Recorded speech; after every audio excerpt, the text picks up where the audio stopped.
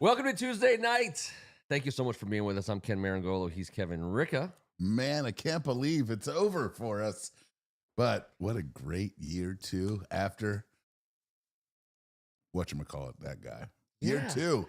What a great year for the good guys. Oh, man. Since the beginning of recorded time in AD, we have drafted one of the best quarterbacks in the history of football and made it to the NFC Championship game after having done neither. Since I guess ultimately those two things didn't happen near each other since Sammy. Agreed. And that's a while. And our music, How Did I Get Here? We played that before any of this shit went down. We were asking the question. We were legitimately curious. Yeah.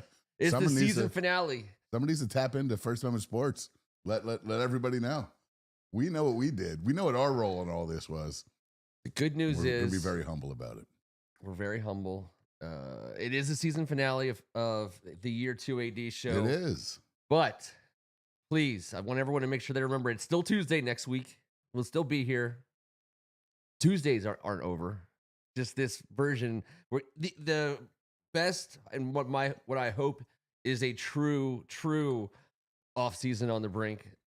When we first started doing off season on the brink, I thought it was just cool because Feinstein, Bobby Knight, the Indiana, the season on the brink. The season on the brink. And so for us, an off season on the brink is truly in the offing for us. So that'll get started next Tuesday night. But tonight we are looking fondly back on the season that's just wrapping up right now. If I could whistle, let's be fond. If I could whistle at this season as it sauntered by with a hard hat on, sounds terrible, but I would do it. Little cat call. I mean, who's going to get mad? The Commanders. Come on. It's Ken Harris, EO, Greg, all of the good folks hanging out with us so far this evening. We appreciate you guys. To our many, tens and tens and hundreds of South American fans. Amazing. Feliz Tuesday, Dad, as they say. Sorry, I didn't mean that. Well, we can subtitle this as well. We're going to talk about perhaps Martez. Perhaps they Martez. use the term Martez. Well, I don't know much. It's a different dialect. That I know. The good news for us is we have a lot of money to throw around. I'm like prepping the stuff that we're not going to talk about because last week we started the conversation on free agents. In case you missed it, this is where we got. Bam. We're not going to go back to this tonight other than to just kind of remind us this is where we are, highest priority. We've said thank you to Cleveland Farrell, Benjamin St. Juste, Jeremy McNichols, Chris Rodriguez Jr., Michael Davis, Casimir Allen, Derek Forrest, Michael Dita. That's the last time you'll see their names. Next time we do this. The last time on Sprockets when he dances. When he dances, we will talk about what's it going to take to get the guys we want, our guys that we want to bring back. Interestingly, Kevin, and I think you and I talked about this earlier today. The top free agent lists, CBS, ESPN, blah blah blah blah blah, all the outlets they like to put out like they're free. Last week I think we did like 25 free agents of our own free agents, and I just look at these lists and I'm like, where's all our guys? Like we don't have any guy. Like Bobby Wagner is the only guy in the top 50 free agents expected this offseason before, any cuts or, unexpected stuff. And I'm thinking to myself, we thought it was going to be, we were going to have to make some tough decisions, these highest priority guys. Maybe we'll be able to keep some of our guys just because, how much money is someone saving up for Olamide Zaccheaus or Nick Bellore? Exactly. You know what I mean? Or last year, I said we were in the almost at 30 range, and a majority of these guys, these factor guys, were guys that were signed between 2.5 and 4 million, and that little roster spot there. No one on planet Earth is better than us at picking talent in that price range. Honestly, like we just saw all those guys that we collected. I was looking the other day at a list of when we did the show here in preseason. We were talking about where these guys were. We're like, Biadish from Wisconsin, son of dairy farmers. Like that's what we knew about these guys, and we knew each one of their price tags was minimal at best. Yep. Although some of these guys signed 3-year deals, and they were very, very cost effective for us from what we got, the production we got out of. Mm-hmm. So no one on earth's better at picking guys like that. I mean, even the one ass that got away was the best kicker in the league this year, McManus. You know, we just kept picking talent in that price range. So Escaped. that's why, and you mentioned the term earlier, and I'm going to steal it. I'm going to be Scrooge McDuck. Mm-hmm. I'm nervous as shit. And by the way, just quick sidebar. Ken, anyone listening right now? How much do we have? Yes. Can someone please? Ken and I talked about it earlier today. Depending on I which saw 78.1 today. you saw it without a 3 handle. We have seen 63 to 103 and anything in between. Yeah. With how much money we have. It's all relative, obviously, to the market, two teams who have more than us. But I still would like to know a finite number. Shit like that will keep me awake at night, not knowing the greater unknown. But it's I like know the this. biggest business on the planet, the NFL, and we don't know a number that is like calculated like by Agreed. contract. I'm not sure what formula you have to learn. Is there a class we could take? Is there a Illuminati NFL group that I can get on a text thread with? Because, you know, we always know everything. I know this. Everyone on this thread, when we all get together, we've got all our everything's covered. We're good. That defense is strong. Someone has to tell us. Someone has to tell us. Relatively speaking, where we're at, and whatever it is, I know it's good, but I also know that if we're the greatest in the world at plucking these cats that we plucked this year, we don't need 30 this year. We might need 13 to 15, and that that frees us up to go grab a couple guys. But our guy can pick them, and he sure as hell can. But the thing is he already did, right? So you already made the biggest one. Jaden Daniels, like, you know, we know that was the biggest one. So now everything builds on that. Like, you can't, they always say, well, they've been telling us for years, decades actually, that you can't really do anything until you get the quarterback right. So anyways, got the quarterback right. So now that we can do the anything part, owner, GM, coach, quarterback, and the salary cap space can be thrown. So it depends on what kind of shot Adam Peters wants to take this year. He can take a shot. He can shoot a deep shot. Say it from, you know what I'm saying? Yeah. This guy knows what I'm talking about. I'm not sure if I do know what you're talking about. Is why I got all red faced and squirmy. He has the ability to say, "This is the year." I mean, do I get crazy and bid for Myles Garrett? What does it take to bring a Cooper Kupp here, or trade for a Garrett Wilson, or try to bring a T Higgins, and all this stuff is. That's like you're taking all my monies. All the that's monies. the Fifth Avenue side of town. That's because they get a chance to draft a guy in the first round. Now that they don't have to take a quarterback, they can get a real complimentary piece that you would expect to be on your team for 5 to 7 years, easy at the bottom of the first round. So that's great. But we're going to talk more about off-season roster management as we go. I thought... I know, but if you say there's 3 names, we kind of have to talk about some of these big guys real fast. No, that's... we're 100% talking about them. I have that on here. But I wanted to get to some headlines. Headlines. Letters. So, last week, I wasn't pulling anything out of my ass. I wasn't making anything up. People still were telling me that there were people that were interested in changing the name still, and that it was a thing, and that it wasn't a closed subject. And I take Josh Harris at his word that it is a closed subject, that we're the Washington Commanders. I got no problem with that. I didn't have any kind of letter writing campaign to change the name. I thought that's what they were going to do. That's what people said that they were considering doing, and they're not. Like, they're just not going to change the name. I'm not losing 1 ounce of sleep or energy or anything about it. We asked for one simple thing, and we got it. We asked for a winning team. We got a winning team. That's all. People will call you a winner before, and Commanders is just fine. Yeah. After the grossest turd in DC sports history. Yeah. Use that to try and make himself look better after his disgusting inabilities to behave like a decent human being. Yep. At that point, the ship had sailed, and we all held on a little bit. We did. We had to hear that sentence.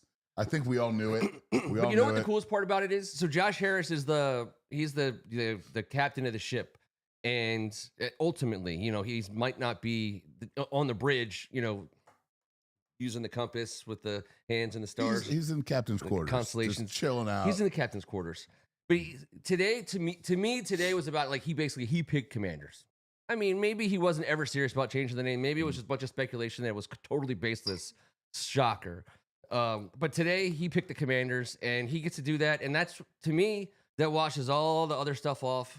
And with all the bureaucratic nonsense about to happen going on, he just chose not to fight one more battle that would have cost him a shit ton of time and energy that had no guarantees to turn out the way we wanted to. That's right. And it would have just been legitimately banging your head against the wall, I think. And that was what I took from it all. And so he chose Commanders. Now I'd love to, there's ways that they can make Commanders great in terms of the mascot. I love the opening up the hood and going after the jerseys. We'll see that there's whispers that they're going back to some old school. We got to burgundy up the burgundy. Get a burgundy up the burgundy. We're going to get a little bit away from that matte finish, I think. Going to get some of that gold back in the helmet, I think. We'll see. I thought our best jerseys this year were the burgundy tops and the gold pants. That was my favorite. And I know that's not for everybody. I dig it. But it's our colors. And I think they're good. Discard the black on black. I've just don't care about it anymore. It's just not our colors. It just doesn't look right. When you show up to the field, it's like, all right, just fine. And I'm not even that big of a uniform guy. I know. I think maybe even T might even be a bigger uniform guy than I am. But I know what I love. And if someone asks me a question about it, I'm going to say that if I saw Jaden Daniels come out in the true burgundy and gold with the burgundy jersey on and the gold pants, I might get a little emotional. Yes. So that's cool. And so going forward, how do they kind of, because he talks a lot about in the interview, we're not going to go through every little bit of it, but he talked a lot about continuing to try to work on the experience. I guess without saying any dates and times, it appears that we'll have the new stadium, the next 5 years, 2029, 2030, in terms of 2030, they say. Yeah. That's 5. I did that math today, and I was like, all right. Yeah. 2030 sounds like a million years away, but 5 years away. And that was like, I think people over the years have, like, FedEx got to be so toxic for all the reasons, including the fact that the stadium was leaking toxic waste on people. So, that all of it is kind of made it, people thought we were going to be out of there sooner. So he's got to spend some money on FedEx itself. I think he's talking about making some cool stuff happen in the upper decks. I've sat in every spot in that whole entire stadium. I think it's awesome if they do some cool stuff with some different sections. People deserve it. Some people have been paying a lot of money for many, many, many years to sit in section 426 on Sundays. And if you can make the next 5 years of their FedEx existence, meaningful, I think that's meaningful. So let's see. We talked about Bobby Wagner being the only one on the top 50 list. We got Super Bowl props tonight, but just to keep the Super Bowl theme, Redskins related, I always do former Skins on the Super Bowl teams. So I'm gonna throw this out there. People on the board can get involved if they want. And just so again, since this whole name change thing is final and totally accepted, I think should be en masse. I don't say Skins to be like to stick a thumb in anyone's eye about anything. Not at all. Just for the record. I don't either. I say Skins because I will say Skins forever. Yeah. I always say this. Freaking Peoples. I mean, CVS is still called Peoples. It was called Peoples Drug around here in the past. Yeah. That's just how my brain works. Of course. We're the fucking Commanders. We don't have to love it, but that's who we are. And who we are. Josh, he's a brilliant guy, and winning cures all ails, and we know that. And the Commanders winning 14 games this year sure as hell made that sentence a lot easier for him to say.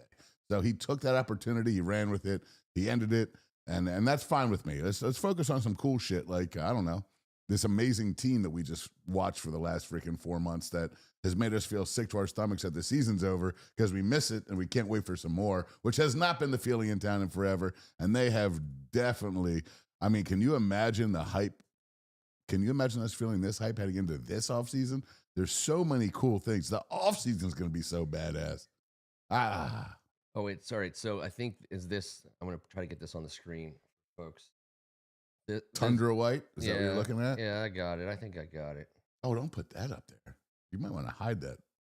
Not all. Bro. delete I had browser if you are history. if you type in Kevin Ricca sex tape. Do not ever suggest that, Ken. What are you talking about? I just got put on a list. God damn. Where are we at? I think you know where we just left us. Okay, let's go over to here. Let's you know what? Let's go over to here. Mm-mm. And we'll be right back. Look at this, guys. All right. And now how about if we just look at oops. Exactly my point. Don't oops it again. Is this it? I think that's it. That's kind of badass. That looks like camo. That's a salute to service jersey. That's not the Tundra white. Ah, dang it. All right. Sorry, Greg. I get that jersey. I get anything camo for football stuff. I think is great.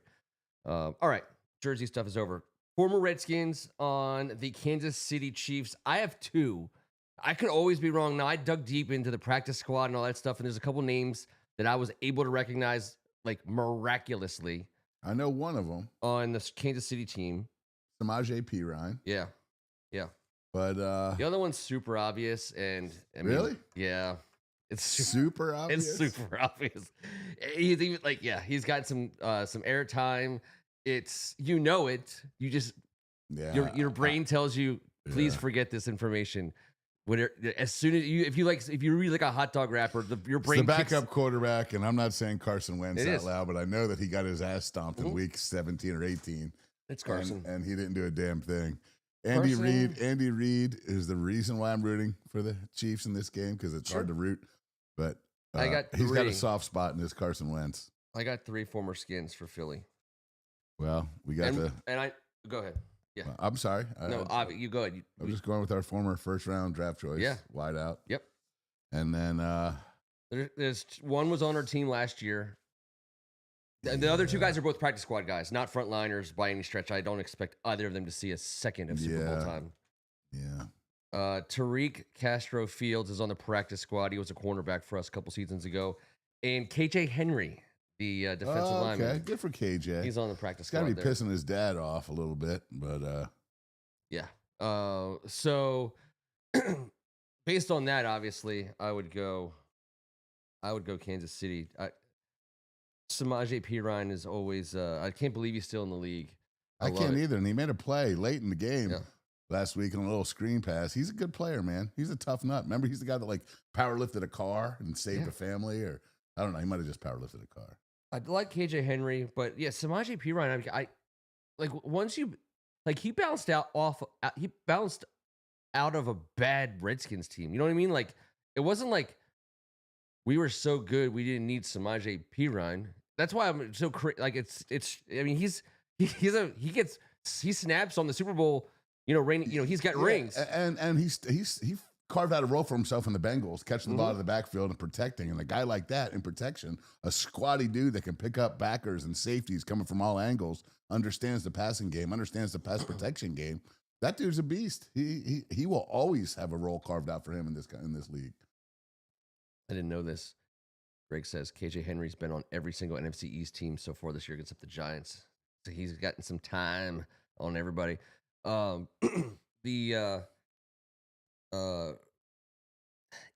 don't mind. Andy Reid coming from Philadelphia, that always bothered me. But this is where the rubber meets the road. How about this? Did we talk about this last week? That I think I hate Philadelphia Eagles more than the Dallas Cowboys right now. Yes, I agreed with you. Okay. Making sure. I thought maybe I dreamed that. I agreed with you. Look, we know that the local Cowboy fans are turds, but hey, they ain't worse. No. They ain't bigger, smellier, chunkier turds than our up north fellow. How come you're not going creamy biceps tonight? You just went long sleeves? I figured you had enough creamy bicep for the both of us on this fine Tuesday. I feel a little bit. I'm sorry, man. I haven't been doing my gun busters like you. There's nothing busting. The creaminess is busting. The creaminess is busting out everything. You're looking slender. You look like you've been toned up. Because I shaved the beard. I was looking at your creamy elbow forearm scenario. Well, I have been watching a lot more TV. So. Good for you. Well, I'm working on it. Those UV rays, they don't burn your skin. It's the blue light, dude. It's the gift from the heavens. We're going to do Super Bowl props. We have a sheet of Super Bowl props provided to us by none other than Greg Martin. We're going to go through those before we get out of here tonight. But we have, I know people are probably watching media night or whatever goes on.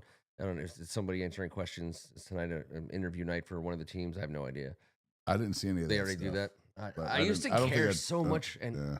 I didn't watch a second of the Pro Bowl or any of the shenanigans around it. I used to watch live from Honolulu every year when I was a kid. The Pro Bowl was must-see TV. I can't remember. I never missed it. Loved the different helmets on the same jerseys. It was the best. That was why it was the best. You wanted your heroes you already knew they were the best, but you wanted them to perform so well. It meant something. There was a Redskins helmet in a sea of helmets. That was before we realized that it was all money driven and it didn't really mean much, but to some it did. Some and of those for guys, many years it did. Now it obviously doesn't. And it's hard to fault them. Yes. I mean, I get it. You can only try to pay, but at the same time, for people so concerned about getting career-ending injured for no good reason, I watched the highlights of the game, and just watching quarterbacks sit back, NFL quarterbacks sit back on like a 7-on-7 with no pressure, and watching Justin Jefferson and Jamar Chase run around. That part was kind of cool. It's interesting. I like the beer games. I wish they drank for it. It would be more fun. Ooh. The punting. Yeah. It's like there should be a little banged up scenario for that, an adult version of the games. But that was all cool. I don't mind seeing a receiver trying to punt the ball into like 6-cylinder, like gigantic things and looking like a total doofus. You know what I mean? Like just like a non-athlete. Like I dig stuff like that. And the obstacle course.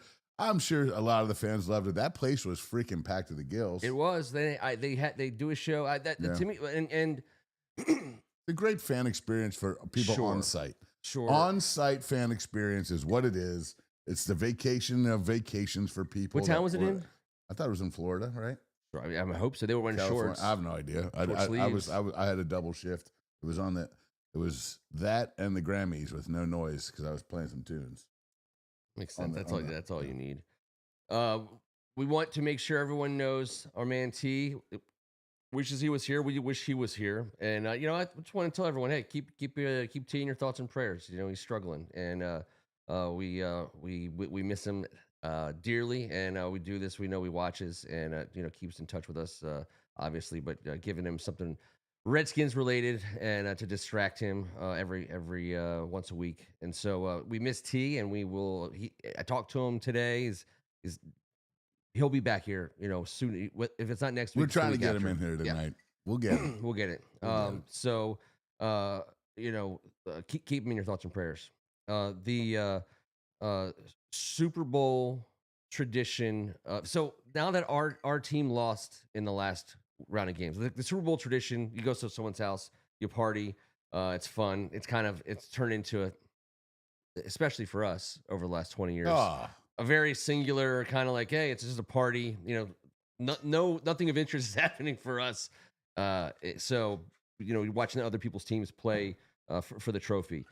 That'll be the case again today. But when I was a kid, and you probably have a similar experience. When I was a kid, when the Redskins would lose in the playoffs in the years when they didn't make the Super Bowl, like I wasn't ready to watch football again the next week. I wasn't ready. I didn't want to see anyone else win. It was over. Yeah, the season was done. It was basketball season. Yeah, I couldn't even pay. I couldn't tune in to watch the Giants, who just beat us, play the 49ers for a chance to go. You know what I mean? Like no. And so obviously that lends itself. I get a chance to root against the Eagles this week, but it is surreal. I haven't felt this way since 1992. Right. Or you know what I mean? You know what I mean? Like, no, I agree. It's crazy that losing in the playoffs sucks. I love it. I love it's a great problem to have. We never had it. And so this is the first week after our team lost, but they gave us a week to get over it. You know what I mean? They gave us a week to heal. They gave us 3 playoff weeks as well. Yeah, they did. They gave us 3 weeks. Yep. Of the greatest thing in sports, the NFL playoffs. 3 weeks of it. That was badass. I loved all of it. It was amazing, and I want more. Yep. I want more. And man, I want it now. Yes. So that leads me into talking about, and I think Greg Martin said Nick Gates is on the Eagles. I did not see that or know that, and that's a name I'm sure I scrolled right past. I would have done the same thing. Oh God, how did they friggin' beat us with Nick Gates on their team? I have no idea. The notion that who we are, we want it now because we can have it. And the cool thing about it is a guy like Myles Garrett pens a letter to his team and his fans and says, hey, I'm not here for another rebuild. I've asked for a trade. It seems like, I mean, it's the most respectful way to be like, fucking trade me. You know what I mean? Like, it's the most respectful way of doing it. He did it the most respectful way, but he gone. They're trying to play the game. We have no intention of trading Myles Garrett. Myles Garrett, he's running he's driving the car at this point in time. No, without any question, he's driving the car. And so he will get traded to somebody. He wants to go to a contender. Now, I love the analogy. I spent so much time over the last 3 years talking about it. The Matt Stafford analogy. When Matt Stafford became available as a quarterback, of course we wanted him. So many people wanted him. We were like, let's get him. We can afford him, blah, blah, blah. Because he was being traded. It's like Matt Stafford got to pick where he went. Myles Garrett will pick where he goes. And he will say, here's where I will go. And he will go to one of those places. It's like damn near NBA star abilities. So far, I agree with everything you're saying. And he will give the list, and Washington will be on that list. No doubt about it. So how can you not be on a list when the team has a second-year quarterback who happens to be the best quarterback in the NFC? Just saying. That's going to be on the short list of everyone's short list. And Cleveland is hurting. They have no money and no picks, and they have an injured quarterback with a super dirty thumb. And so I think it's an infection. There's an infection, self-inflicted. So they're going to want something. So it's going to be a whole lot of drama. But he ain't going to the Giants. You know what I mean? He's not going to the freaking. I don't think he's not even going to the Patriots. Every fan base obviously should very much want Myles Garrett. He's the exact player we wanted millions of times that had no interest in coming here. He is the exact player that fits us perfectly. Oh. Like there's nothing about him. Nothing. So he doesn't does fit this defense. We were 14th perfectly in the league in pressuring the quarterback. 14th. So that's middle of the pack. We were the worst against the run. Now, Myles Garrett is a guy who pressures the quarterback, but he tackles people too. He swallows the run whole with one hand, the other one dangerously close to the quarterback just in case he kept it. That'd be a meaningful way to address the biggest problem that we've had on defense this last year. I mean, we're the worst. I feel like I just have to say it. Please. The draft capital renders us useless in the draft. Which I love. It's a 1 and a 2. I want that 29th minimum. I want that 29th pick. Well, you know what? Whatever it is, it is. I just think they're going to everything was right when I said to you, but I think when Cleveland says, okay, we're going to make our list. Yeah. Here's what we want for a guy like Myles Garrett, who is obviously our one shining star. Yep. We're not letting him go all that easy. No. It's going to cost a 1 and a 2 to start, and that's a shit ton. Yep. So I don't know. So at that point, I freeze up. Dude, I've been freezing up. It's like an anxiety thing with my Redskins money. I don't know how much Redskin bucks I have. I want to know how many Burgundy and Goldies I have. I don't know, but I'm so nervous about spending them. I don't know why. You have the right guys making choices. Could Jonathan Allen soften that blow at all? Yeah, but you know what? At $17 million to have a guy like him around, that's a hard decision. Mm-hmm. I don't know. I don't know about the whispers about him. I feel like he's on his way, but that's just my gut. I don't know shit. So Myles Garrett would be a huge addition. I mean, there's other contenders. We're not the only contender.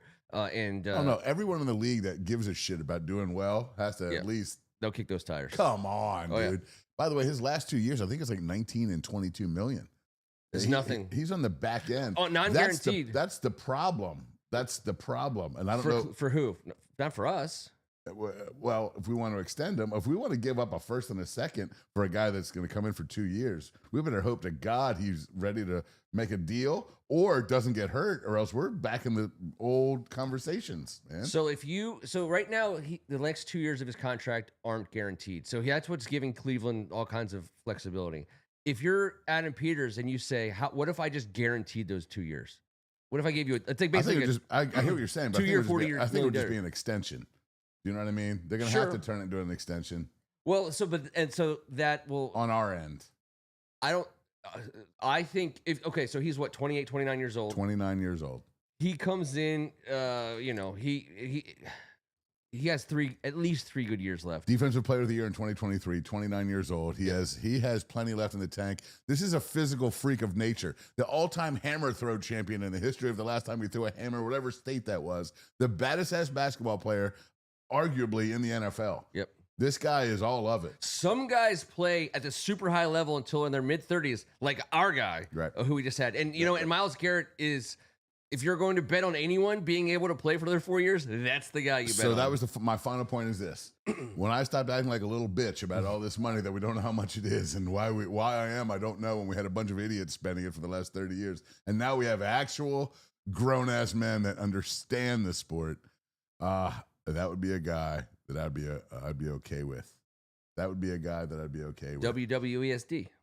I mean, I'm just telling you. What would Eugene Chen do? This is not what Eugene Chen would do. I forgot about Eugene Chen. I did too until you just brought him up. I know this. Myles Garrett, holy shit, in the NFC Championship game. Forget about the other freaking 19 weeks. Saquon doesn't get a touchdown on 1st and 10. That's the difference maker. This is a guy that you can rush 4, still defend the run, be a badass in the pass defense game, hook up all your cornerbacks with a dude like him. And do you know when there's a guy like him out there, how that frees up whoever the hell else is on the other side? And Dorrance Armstrong could do some serious damage in this defense with a guy like Myles Garrett. Now you're talking about not having to pay top rank for these cornerbacks that can come in there and guard, because we don't need them to guard for 40 days. We need them to just be where they're supposed to be and let these gentlemen do what they do. But the ability to rush 4, we all saw in the playoffs, if you can rush 4 and get pressure, ask anybody. Ask the New York Giants beating the New England Patriots how they did it. And we freaking rushed 4 the entirety of the game and won a game against one of the best offenses of all time. At least. We can do that with Myles Garrett. So I'm all right Imagine Lovu coming off Garrett's shoulder. I get it. I'm just telling you this. We ain't going to have a first-round pick or a second-round pick. If you gave me Myles Garrett for that's fine. I would do it. And I think he is special. Yeah. Special. I just don't know how that works with our recalibration. I know. I'm just saying. And by the way, we don't need to rebuild. You know what I'm talking about. We just need to. We need 6 or 7 youngsters as an influx into this team, so we don't have to sign a bunch more vets for 1-year deals next year. Obviously, we all know this. But this from this list right here, there's a bunch of guys on this list that aren't going to cost a lot of money, as it turns out. There's not going to be bidding wars over Cornelius Lucas. There's not going to be bidding wars over Marcus Mariota or Pressway or Noah Brown, for that matter, or some of the guys on this list over here, like Zacchaeus, even Crowder or Day. So, if you have to give up your first and second to get Myles Garrett, I'm trying to pick my nose a little bit. You just don't. Sorry. I'm like, just the shot comes back in full thumb nose. Sorry, I have Deshaun Watson thumb now. I'm on the IR for the rest of the podcast. What was I going to say? Sorry. Oh, look, you can see it in the replay clearly. That is ridiculous. Don't do anything. Just going back here. I'm trying to retrace my steps. I was very derailed. I feel bad. The producer in the trailer, the guy in the truck, he has no idea what's happening right now. He's lost all control. The whole thing for me, okay, if you lose your first and second, how do I sit myself down and convince myself that it was a great move? Because to me, there's nothing more valuable than first and second. And I say to myself, you just were the worst team in the league against the run, and it cost you everything. Everything. Your offense wasn't the worst in almost anything. In fact, it was the best at many things. You need help on offense, specifically the offensive line. However, you can't be last against the run in the NFL and expect to be a champion ever again. So Myles Garrett is the most meaningful, especially because at number 29, there's no savior on the defensive line at number 29. Myles Garrett is the most meaningful addressing of our biggest most hugest problem on our entire Without team. a doubt. If that move occurs, I will be thrilled. I know we're going to be worried about whatever we're giving up. Does not matter. If that happens, I will be thrilled. That also means this. Do not even think about any big-time anybody's on the offensive side of the ball. I don't believe that. I believe that's where we have to go and find a couple more guys. Now, maybe upgrades, of course. But I don't think if we go out and get a guy like this and have to give up what we're going to have to give up, that we're going to turn around and have a T. Higgins specifically. Because I think that's what every JV Redskin fan who sat and battled for 30 years what about Cooper Kupp? There and said, because Cooper Kupp doesn't interest me one bit. But we're going to have to. I don't want an old, beaten down white receiver. Well, we have. Okay, that's fine. My point isn't about Cooper Kupp. My point is that we have, at last check, $78.1 million. In between 63 and 103 in between million. the erasers and the pencil sharpeners, just below the pads of paper and the I don't think we're by any means in any hurry to spend all that money. Not spend it all, but I'm saying we have more to spend than just Myles Garrett. No doubt. And if we lose our first and second, then they're going to have to dip. So here's what I think I know. The Baltimore Ravens have never, ever, since inception, let a top-rate offensive lineman go. It's never happened. I don't think it's ever happened one single time. They've let a couple good guys go. That Orlando Brown but he was not they never let a top of the line guard, tackle, or center leave their team. They only add him. So I do not, in my heart, believe Ronnie Stanley is a viable free agent for us. I do think Trey Smith is the guard from Kansas City. That could be interesting if you. I mean, he's one of the best guards there is. I don't even know all of a sudden we're talking about guards. No, what I'm talking about is big ticket items. Because if we get Myles Garrett, that's a big ticket item. And if we lose our first and second round pick, my answer to your question, what do we do? I think we're incentivized to go even harder at least one or two other big ticket items to make up for not having a first round pick. And we have the money to do it. We're going to make up for it. I don't think it'll be big ticket items. Okay. I think it'll be bigger than the $2.5 to $4 million. I think we can start getting into some $6 to $8 million cats. Okay. And because there's like a whole $15 to $23 million per year glut of free agents. I get it. And some of them would look great in our uniform. But a lot of guys combined to produce at a few spots in our wide receiver room this year. And they're going to only get better and better. And I think Luke McCaffrey's got some juice. One big addition in that room satisfies me. Let these other guys that we're going to have to bring back. Of course, by addition, we're going to need to bring back either a Noah or De'Ami Brown, a Crowder, a Oz. Some of those four are going to be back on our team next year. At least two of them will be back. At least two of them. Yes, 100%. I will tell you right now, if you told me that we were going to have Noah Brown, De'Ami Brown, and Olamide Zaccheaus back next year, I would say I like it. Me too. 1,000% to go along with Luke Terry and somebody stud to be named. And I'm not saying it has to be T. Higgins. I just don't think it will be. Sure. If it is, it doesn't have to be. It does not have to be. I get it. It could be, but it doesn't have to be. I don't think I don't think people that love this team expect us to go out and sign two major contracts on the other side of the ball this year. I think the plan is still the plan. I think it's going to be patient. I think they're going to be steadfast. They're not going to jump at anything. No. I think Myles Garrett makes way more sense than a T. Higgins. So that's why I would spend that money. And we're just talking about that now, not the overall salary cap or the total offseason.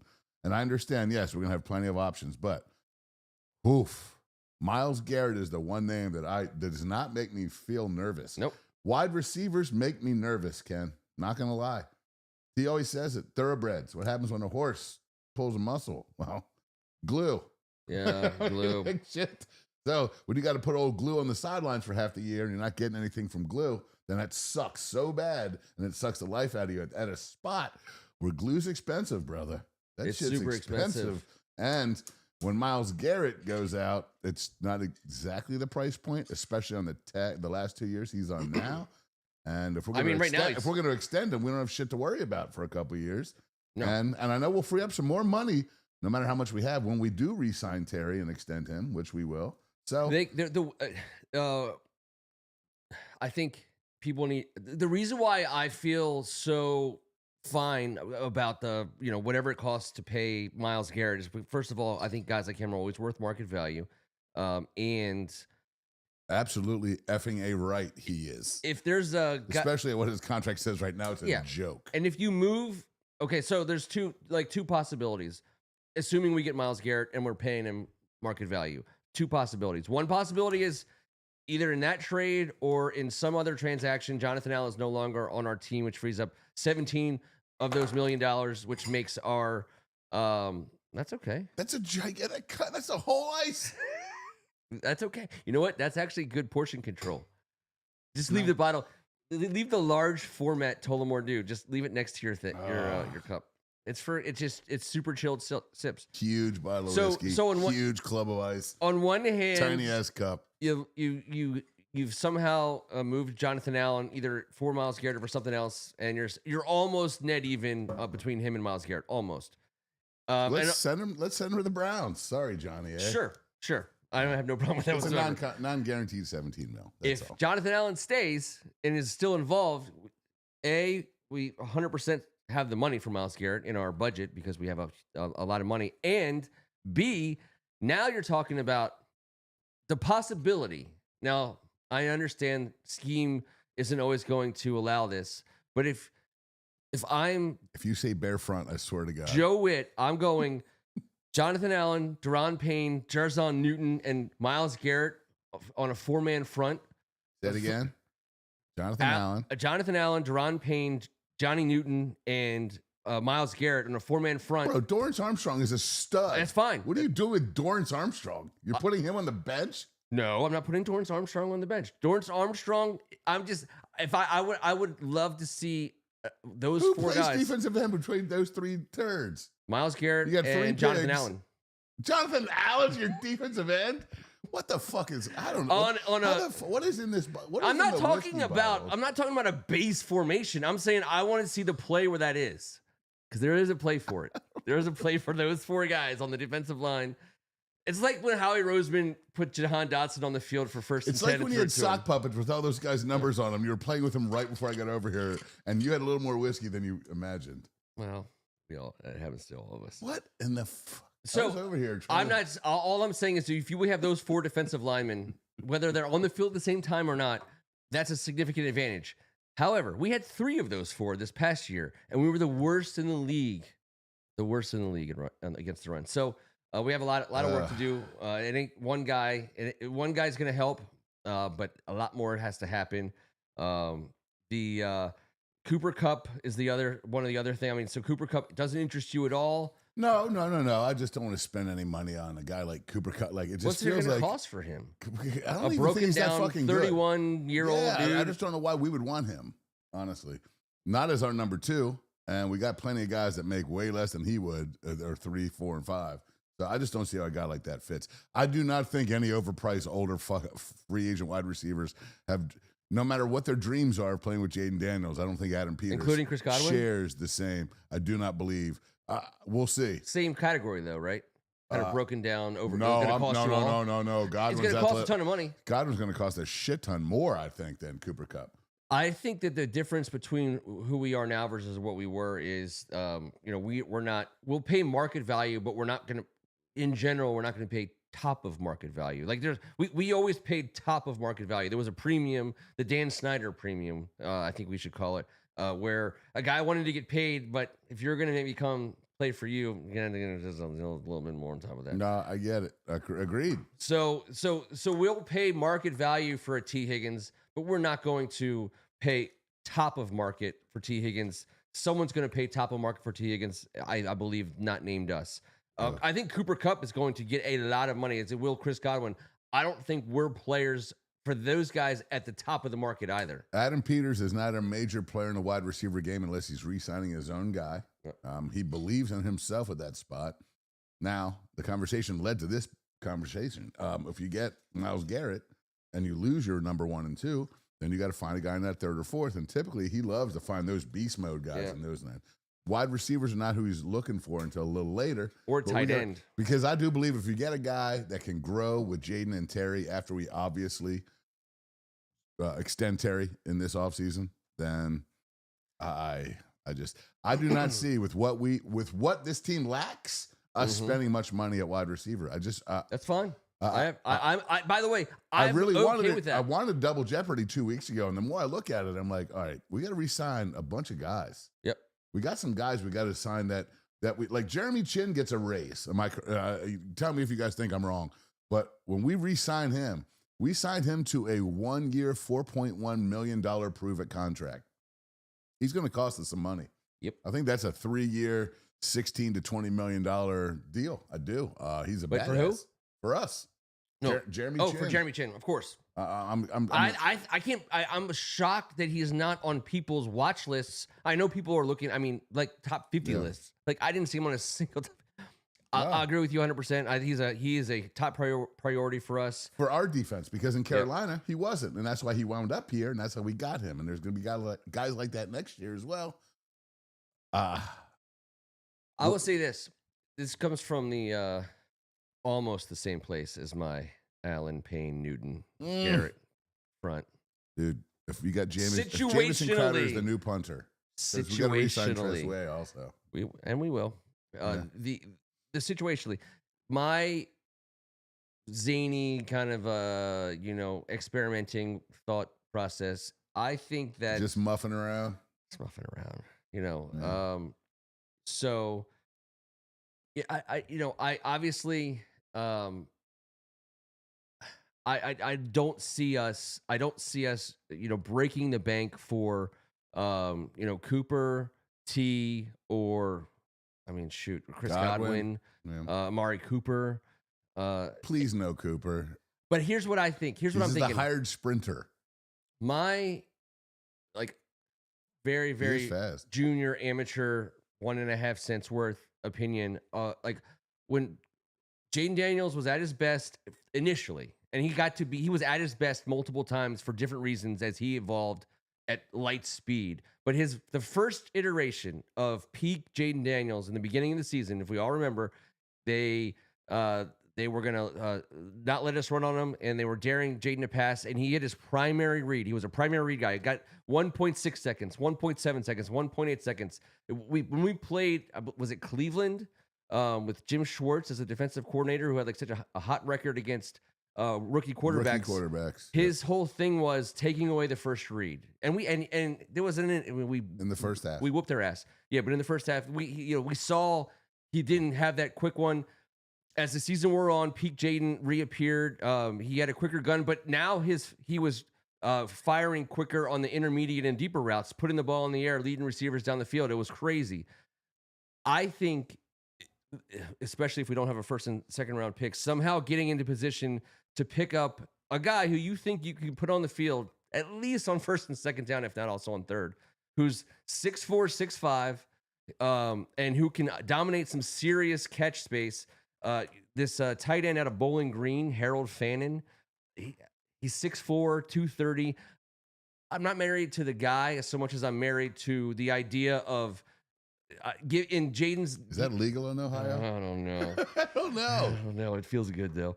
I think giving Jaden Daniels a super big athletic target in the first like right when that snap goes. I mean, there's no replacing 6'4", 6'5" receiver who can play in between the tackles. And Jaden can put the ball in that guy's gut for 5 or 6 yards anytime. Or his hands. It's mostly his hands. Let's just say his hands. His hands. We don't have that guy. I mean, Zach Ertz is great, but Zach Ertz isn't the next. He's not an elite, gigantic dude. And I think that's where things are going. Like the Brock Bowers is a big boy, and you can get the ball on him right away. Like the AJ Brown, DK Metcalf. I'm talking these giant dudes. I get you. We don't have a giant dude. I don't know that one's going to be available to us in the draft, but I think they're. Well, I didn't take the road trip with Ken to Bowling Green,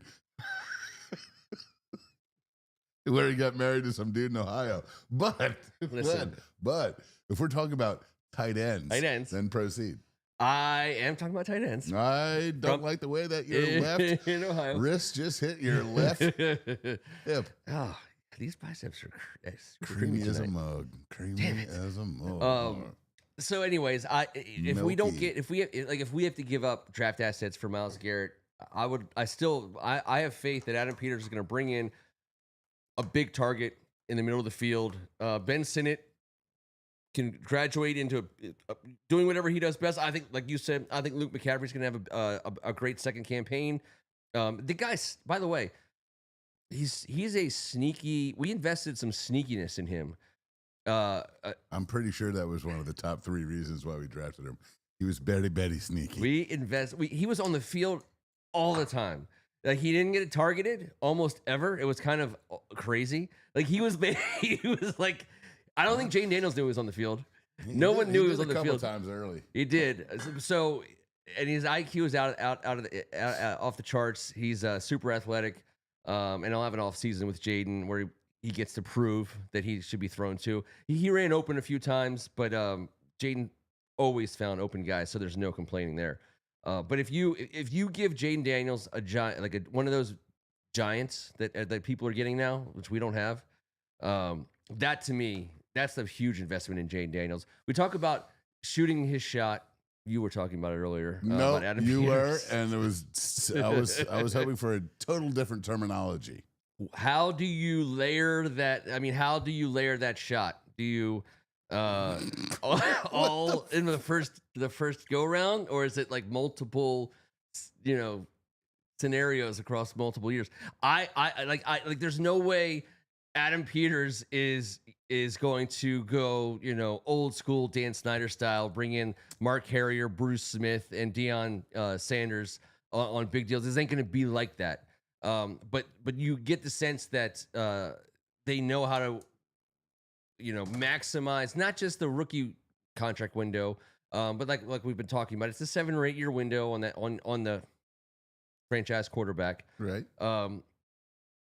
We're not married to anyone past 3 years besides him, and so Adam Peters has a lot of leeway. Like the draft picks, yes, a first and second round draft pick this year. The whole point about what I was trying to say is the first and second round draft pick this year is tough, but it's worth Myles Garrett. But it is worth the maximization 1,000%. of that Jaden Daniels window really actually is like the next 2 or 3 or 4 years. I know. You know what I mean? That when we have to start paying Jaden Daniels, then we really better be getting in draft picks, right? Because we need those guys to play. And that's what, cheap. You know what I mean? That's what makes me nervous about not having a 4th or a 6th, 3 7ths, and 7 total. Because this guy's obviously freaking sweet at picking late talent, big dudes that prospects that fit what we want to do, not necessarily what everyone needs them to do. We are very good at utilizing people's talents and putting them to good use and not making them do stuff they can't. Although I did see Dron Pan in pass coverage. But if you want to just float a D end out there once or twice, or a D tackle, I wasn't even. I was playing him at defense. I still was only letting Jonathan Allen, because Jonathan Allen did line up at defensive end for us this year. I get it, but he is not a defensive. No, end. he's not. But I'm not. This is not a base package. I know. We're going to call this the Ken package. The Ken package, and I knew you were going to say it. I felt it coming, and I don't. And it can be the Ken package because this is your package. Thank you. I would venture and challenge me out there, if you will. And no other Skins fan has been dreaming about that package. I put all the packages you put out it there, and just let me know what It's I'm like the UPS guy, like Base Ventura. I was going to go FedEx, but listen, Brown is traditional. What can Brown do for you? What can Brown do for you? Yeah. Who does number 2 work for? All right, let's. I'll tell you what. So we're gonna. So like I said, we're not really gonna talk about that stuff tonight. We'll get to that. Motherfuckers got the tight end from Bowling Green. He was like, Kevin. He texted me 3 times this week. We're not going to do possible acquisitions, draft, free agents. I was like, yeah, no problem. Just a sweet ass guy from Bowling Green. What are you talking about, dude? Harold Fannin Jr., 6'4", 230, big old tight end from Bowling Green. We'll see. I don't know. What do I know? I don't know anything. I'm a big dumb animal. To be continued. on the You're a off-season. creamy bicep. I need slender in shape. This light is so bright. You'd think I'd get at least a little bit of color there. That's just. I think there's one vein. There's one vein that's been smart eyeing me, but I don't take it personally. We have the worst makeup. We don't have our makeup department ever since. By the way, now a lot of people don't know this, and I'm now legally obligated to share. I'm so nervous. We had a makeup department, and the reason T hasn't been here for the last month. Matt Seal. There was an incident in the makeup room. T's been HR cheek meetings. To cheek. T has been pretty busy in the HR department these past couple of days. Just you and me. And now we're paying the price. I got nothing going on. God, there's no more rouge. No, Obviously, we're out of rouge, and burnt sienna seems to be at a premium. this color does not flat. Apparently, we've got me. a shit ton of mayonnaise. Yes. Duke's, by the way, Duke's mayonnaise. It's we Dukes. determined. All right, we're gonna do some prop bets. Okay, so here's the deal. Now, I should have done this. I wonder if I can do this. Put it up on the screen. I can put it up on the screen. Let's do that. Is it? Oh, Ken, this is the spring break episode. This is? I don't know. We still have Ken Harris though at 10 o'clock. Like God bless him. it's my best. It's like, yeah, it's my best. It's our best record yet. All right. So what was the last from Greg?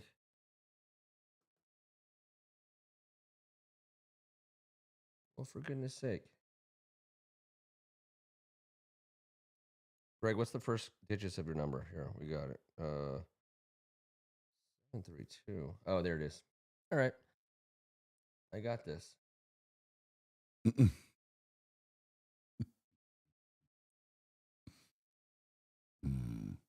Wait, where is Do you know how many players we successfully recruited with a case of baby oil over the last 20 years? I think we're done with that. That technique is done. Yeah, I can't do it. He emailed it. Never mind. All right, so I got the questions right here. Bam. You can read those, right? All right, so 1 point each for the first 5 questions. 1 point each. And we're going to mark these down. You got your pen. I got my pen. We're going to turn these in. All right, put your name. Write your name on it. But you got to write your name. No. SAT style. Spell it right. All right, so 1 point each. Coin toss, heads or tails. You don't have to tell me your answer. We get to write it first, then we say what we answered. Because this doesn't have to be. We don't have to take opposite sides. All right. So on the count of 3, say what you said. 1, 2, 3. Tails. Tails all day. All right. Number 2. The first accepted penalty in game committed by the offense or the defense. Play the Jeopardy music.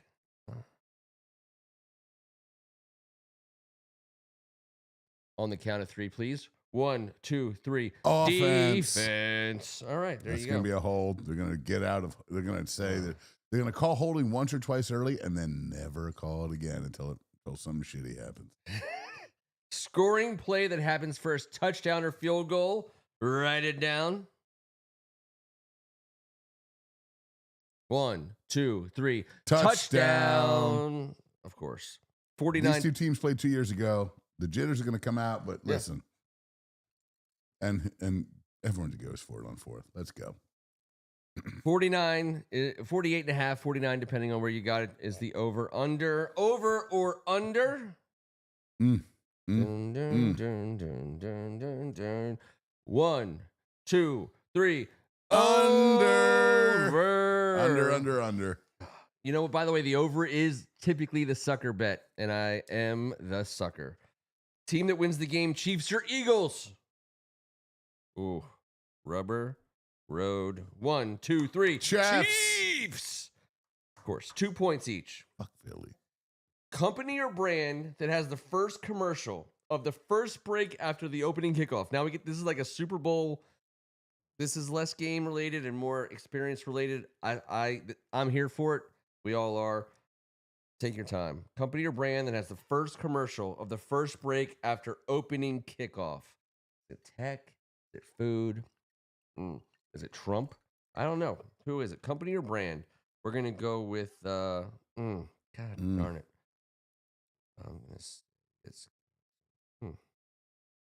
I'm going with some really horrible bastards for this one. Like, you got to be a really, really horrible bastard. Oh. Hold on. Let me think for a second. Take your time, Ken. It's Clutch your pearls. Creamy ass pearly bicep tricep scenario. No workout online. They're like, you too can have creamy biceps. Can I go ahead and say mine? Yeah, what is yours? I went with dirty ass Visa. Okay, that's Visa. fair. Yeah, I think it's going to be disgusting because they're going to try and make everyone feel better about all the money, trillions that they owe in Visa debt. Well, Visa makes 50% profit margin. It's Visa.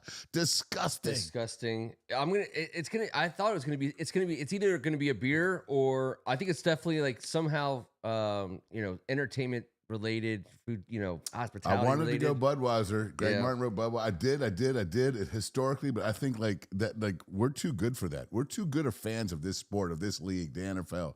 They don't think about guys like us anymore. They want to. They want to give a tip of the cap to some horribly offensive, like Taco Bell. It's greed. No, it's going to be a greed monger. Someone that says, "But we want to be first." Write that into the language, or else we're out. Yeah. Like, this is going to be a real piece of shit. Like, we need to be By first the way, company. Could it be? The negotiations are coming from the purchaser. I hope it's not. I just hope it's not like political or whatever that crap. Like, I'm going Budweiser. I'm going Budweiser just because. All right. Total number of songs or partial songs played live during the Kendrick Lamar halftime show. Setlist.fm always does the set list after the Super Bowl. They will determine the set list, or they will determine this bet. Total number of songs or partial songs played live during the Kendrick Lamar halftime show. I'm going to write down a number, and I'm going to say... My number is written. 1, 2, 3, 6. 7. All right. Sorry. All right. Yeah. Sorry. 1, 2, 3. I was reading. And But, yeah, it's a touchdown's worth. I went with the extra point as well. Number of times Taylor Swift is shown live and in person on the broadcast from the opening kickoff through the final buzzer. So not pregame, no postgame smooches. Got it. All right, and that changes my answer. During halftime. No halftime. Excluded during halftime. Specific language. So no halftime. Because she's a Kendrick Lamar supporter. Okay, here's your big conspiracy theory. Because she was at the Grammys. Kendrick Lamar won. She was all over he won a shit ton of them. All over that. He's doing the halftime show. Any chance she's in the building? Any chance Taylor Swift and Kendrick Lamar collab at the Super Bowl? She gets a major shout out. Actually, a live mention shout out. But no, I don't. I don't know how that would work. The amount of red tape and clicks that have to be divided. You have to individually count each one of those, Ken. There's people. Okay, so in the basement of the Super Bowl that have to individually. This is the stuff I think endlessly about. Like, this is a no-brainer. Yep. Like, she's actually like the biggest holdup. The people of that famoustitude, celebritude, like they have their own orbit. Like if like their schedule is booked for the next 2 years. These people who, like, when Jay-Z, who's in charge of making these, concerts, and he gives it to Dre and Snoop, and he gives it to, Kendrick Lamar and Rihanna, when they're planning it, from that moment that they get awarded, like, because I'm sure we got told a few months ago, but it's probably been in the works for at least a year. Even at least a year away, you're not getting Taylor Swift. She's already booked a year out. She's going to be in the building. She's in the building. And what's today? Tuesday? Not 48 hours ago, she was raising a glass and going nuts for Kendrick Lamar in the front row of the Grammys. I'm just saying, go ahead, please. Then you fly out all across the country. Yeah. You have a couple grenades. You might hit Pat O'Brien's. Yeah. You might a little hurricane scenario. Yes. You might get a little absinthe. Slide on down to get a little crawfish etouffee or something from the Gumbo Man. Walk around with the backpack on, squirting out some of. I'm going to Acme. I'm going to Acme for charbroiled oysters. You're goddamn right you are. Yeah, I am. But I'm just saying. I don't even know But if T Swift does all this and has little tummy troubles, She is human, from what I understand.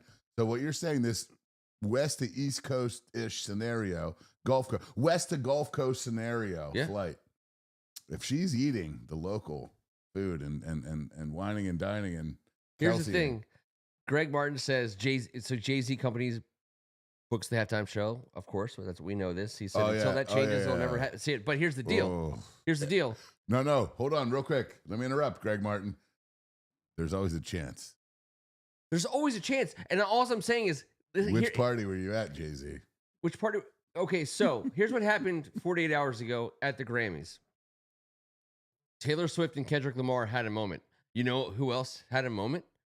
Taylor Swift and Beyonce. Taylor Swift handed out the Grammy for Best Country Album at the Grammys, and they had a total moment. So all I'm saying is... Shout out Chris Stapleton.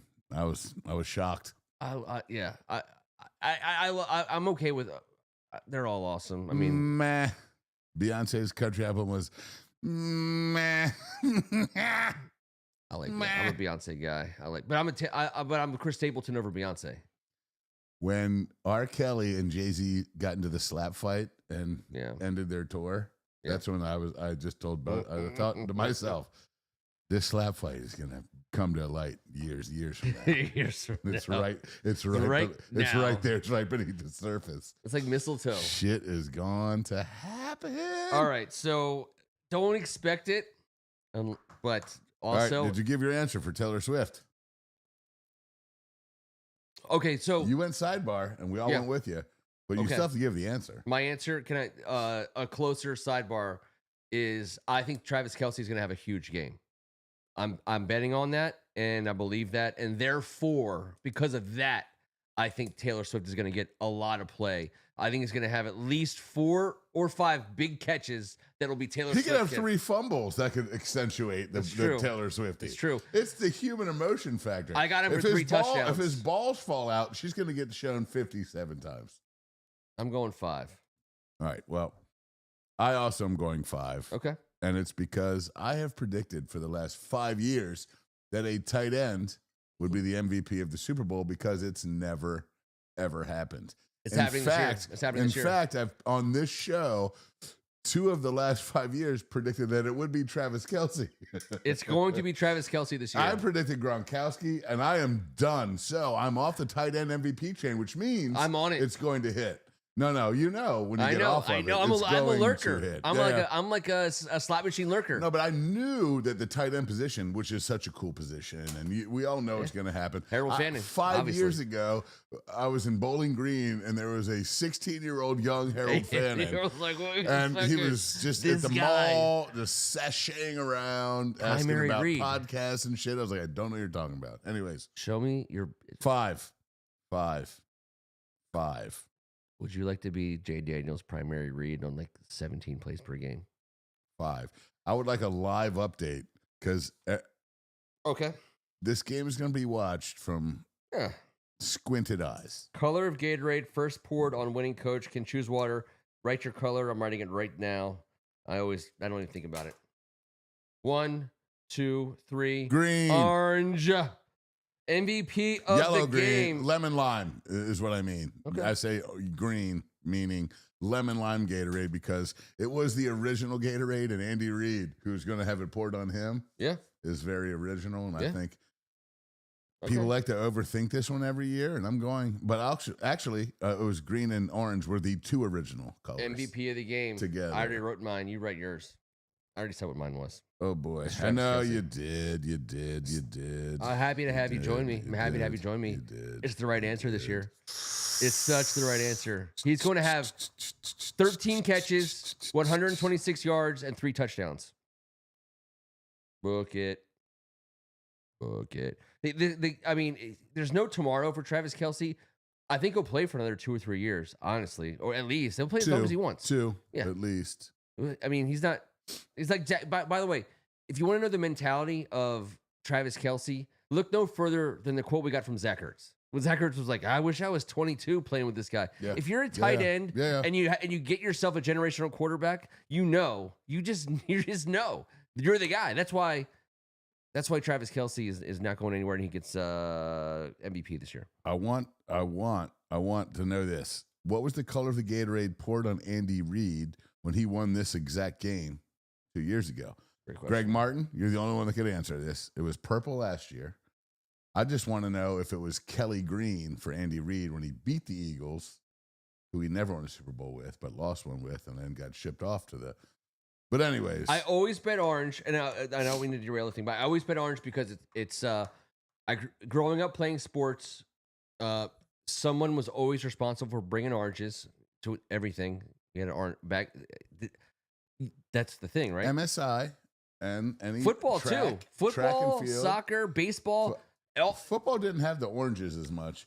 They did in high school for some odd reason. I ran track. I was a distance guy. I played baseball. It was always the sliced oranges, man. Sliced orange. There was a bag of sliced Always oranges. a Someone's huge mom. ass bag. So, anyways, orange Gatorade because I associate drinking Gatorade with sports. Therefore, it must be orange.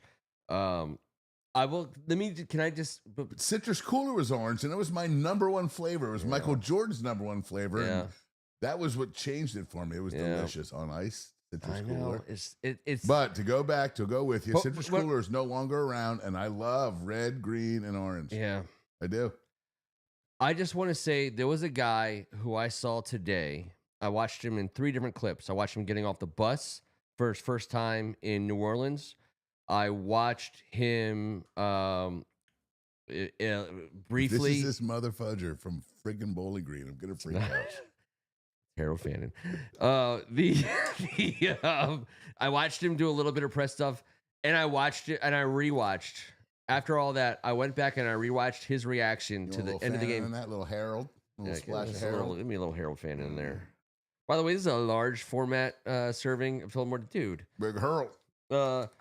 I watched his reaction to the win last week again, and I think about a guy who we've talked about a lot, and all I'm saying is, if there was ever a Super Bowl, like I'm going Travis Kelce, and I'm Travis Kelce all day, but if for MVP, but if there was ever a year, I didn't get to say mine yet, but where a guy got to be, where the best player on the field, where potentially one of the best players on the field got his. Chris Jones is an absolute animal, monster, beast, and he gets to be thought of. Yeah, go ahead. Well, I picked Travis Kelce. I picked Travis Kelce. And we all know Mahomes is going to Kermit the Frog his way into it. Of course. I'm never picking him. Because he's effing great and weird, but it's fine. Why does he run like that? I don't care. It's weird, though. It's Chris Bone Jones because I think he makes 2 plays. He's so good. At least that affect the outcome of this game. One of them is a humongous turnover, and this game doesn't have to be. We all damn well know, and I'm sure this will go opposite also. Kansas City is not going to drop in a 67-yarder on blah blah blah. Now they might dial one up versus coverage, Xavier Worthy, but of course they're going to try and chink, just get on down the field and go about their business and maintain. They don't want those guys on that field. They don't want to deal with the tush push and the possessions is going to be crazy. Chris Jones against the tush push is for real, though. I know. And that's why I know that if he gets a turnover on a tush push play, I might just get buck naked and streak the party I'm at. But the party I'm at has like my parents and kids there. No, but the rest is friends. They've seen it before. It's not a family party, though. The rest is friends. It's not a family party.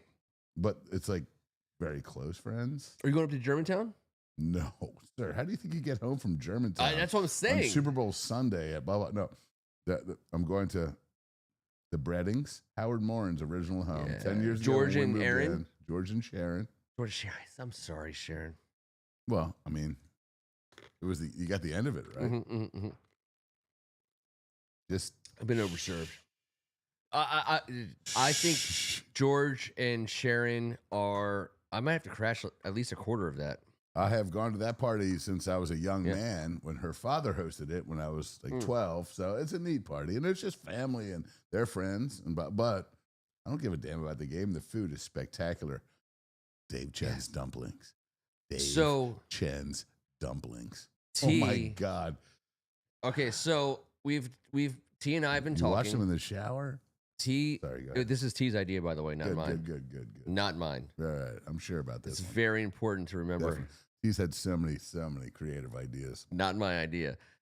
T said, "What if I pulled a rickshaw behind my wheelchair and took you to a bunch of Super Bowl parties on Sunday?" I'm in. And I was like, dude, it's basically the best of all the worlds. I gotta check out Sharon and George's place. I don't know what I'm doing yet. I'm right now because I'm on the edge of on the brink. I'm on the brink. I'm on the brink. There's like a couple. I hate this game so much, and I'm not going to miss a second of it. You know what I mean? It's so. Oh, I'm not. No. I just don't need to know what the down and distance is. Just winning. And do we have Monday off? Is Monday a holiday? No, but like every other Monday in February is the worst. It's the most Monday holidays. Next Sunday is legitimate President's Day. It's legitimate President's Day. How do we not figure this?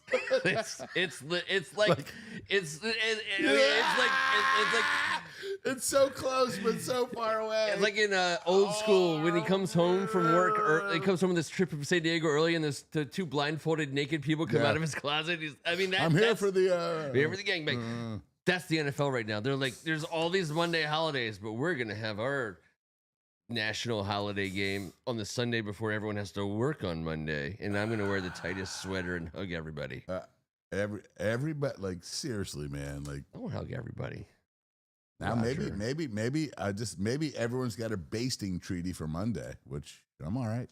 I just it's at some point, it feels like, by the way, I don't care who you voted for, but if you're going to sign 10 billion executive orders, can just one be about having the Super Bowl Monday off? For God's sake. We can have it on the Gulf of America. I don't give a fuck. I mean, if you're going to, I'll sign it. Anyone can sign it. Just write it up. Like, the guy's signing everything they put in front of him. Just give us the next day off. Oh, my God. He looks like a distant cousin of Goodell. Why can they not figure this out? This one says, and you know what? Blame it on whoever. I don't even care. Say Biden hates the NFL. I don't care. I don't want to wake up for work on Monday after the Super Bowl. How about ever again? We keep it in New Orleans forever because I love the people of New Orleans, and we call it the Gulf of Super Bowl. The Gulf of Super Bowl. The Gulf I don't of even Super care Bowl. anymore. It's always in New Orleans. For goodness sake, are we even thinking this through? We're clearly not. Tiebreaker. Total points scored in the game. If necessary, closest without going over wins the tiebreaker. So you shall put your number down here, and I will put my number down here. 40. All right. Well, I'm going to say mine then before. No. You said yours. No, I didn't. I didn't say mine. You said mine has a 5 handle. Mine has a 5 handle. Good. Mine doesn't. 44. Yeah. Okay. Because I said 44. I'm saying 50. 44 points. Good. So here we go. But that's now also I can take a picture. The Super Golf. Exactly. The Gulf of Football. What the fuck? We could go nuts on this. The Gulf of Ball. That's where Jaden Daniels is from. How about just the Gulf of Jaden? What the shit? The Gulf of Muff. Sorry, it's not where he's from. It's where he went to college, but he's still. From everywhere now. I know. That's the greatest part about him. I agree. Well, you know what? Like the best part about him, he's from D.C., baby. Yep. He's from the District of Columbia. So here's the other thing we're announcing at 10:28 on a Tuesday night. With bated breath. Stop the You've presses. You've all been waiting. On 3, 2, We're 1. sneaking this one Release the Kraken, Ken. We are going to get Jaden Daniels on this show. That's our goal. The offseason on the brink goal is to get Jaden Daniels on this show with us. We've had multiple quarterbacks from the Washington Redskins football team and Commanders on this show. Jaden Daniels is the next in a long line of people who should be on this show. Now, listen, we're going to give him a chance to his people, of course, to respond. But that's a goal. I think that we have to say that goal. I know that hindsight is 2020, but in 2012, 8 years before 2020, true. We drafted RG3, and he came in like just a hurricane. And we had him on our show multiple times. I know you did. And we went and we interviewed him in other places, and he was always a good guy. And I know he's listen, he's a public figure. Have at it. That's he made himself public. You can. I have I'm not trying to change anyone's mind about RG3. All I'm saying is we've had high profile quarterbacks, and we've had them on our show. We're gonna have Jane Daniels on our show too. That's our goal. That's gonna happen. All the greats. Kevin Hogan, Jane Daniels, maybe. It's true. We've had them all. Kevin, by the way, great. I was thinking about the Kevin. By the way, Kevin Hogan was here live in the basement. So we've had quarterbacks from this team on who are, and that was our claim to fame. We're like, wait, you're on the roster. You're currently your job title is quarterback for the Washington, whatever we were at the time. I have no idea. I think we were still the Redskins. I think we were too. It's by the way, that's another whole part of it. Like we've been doing this. Tell me the Grammy Award-winning podcast that's been covering the Redskins and football team and Commanders. Give me the Nobel Peace Prize winning group of people who've had to suffer through 3 name changes, 3 different names of their subject matter, their main, they keep changing the name of our shit. Like we were the Redskins, then we were the football team, now we're the Commanders, and now we're still the Commanders, but it was still kind of a change from not changing. We made that change today. So anyways, that's a lot of changes. We've had to deal with it. Change, yes. I think we come by. We come by it honestly. We come by the dysfunction. How did you get so much? Thanks to you. I learned about watching you. All right. There was that big fudge and ice cube, right? Yeah, that was. You need to re-up. All right, so we're gonna season finale. It was a great finale. We have the chosen few hanging out with us late tonight. Anybody who's still on the board with us, here's what I want to do. I want to do like a 10-minute close out 2024. Throw us some questions. Let's have a little back and forth with the board, with the guys who are still here with us. I see we got some people here. Tell me what you're thinking about. I'd love a question. I'd love a topic.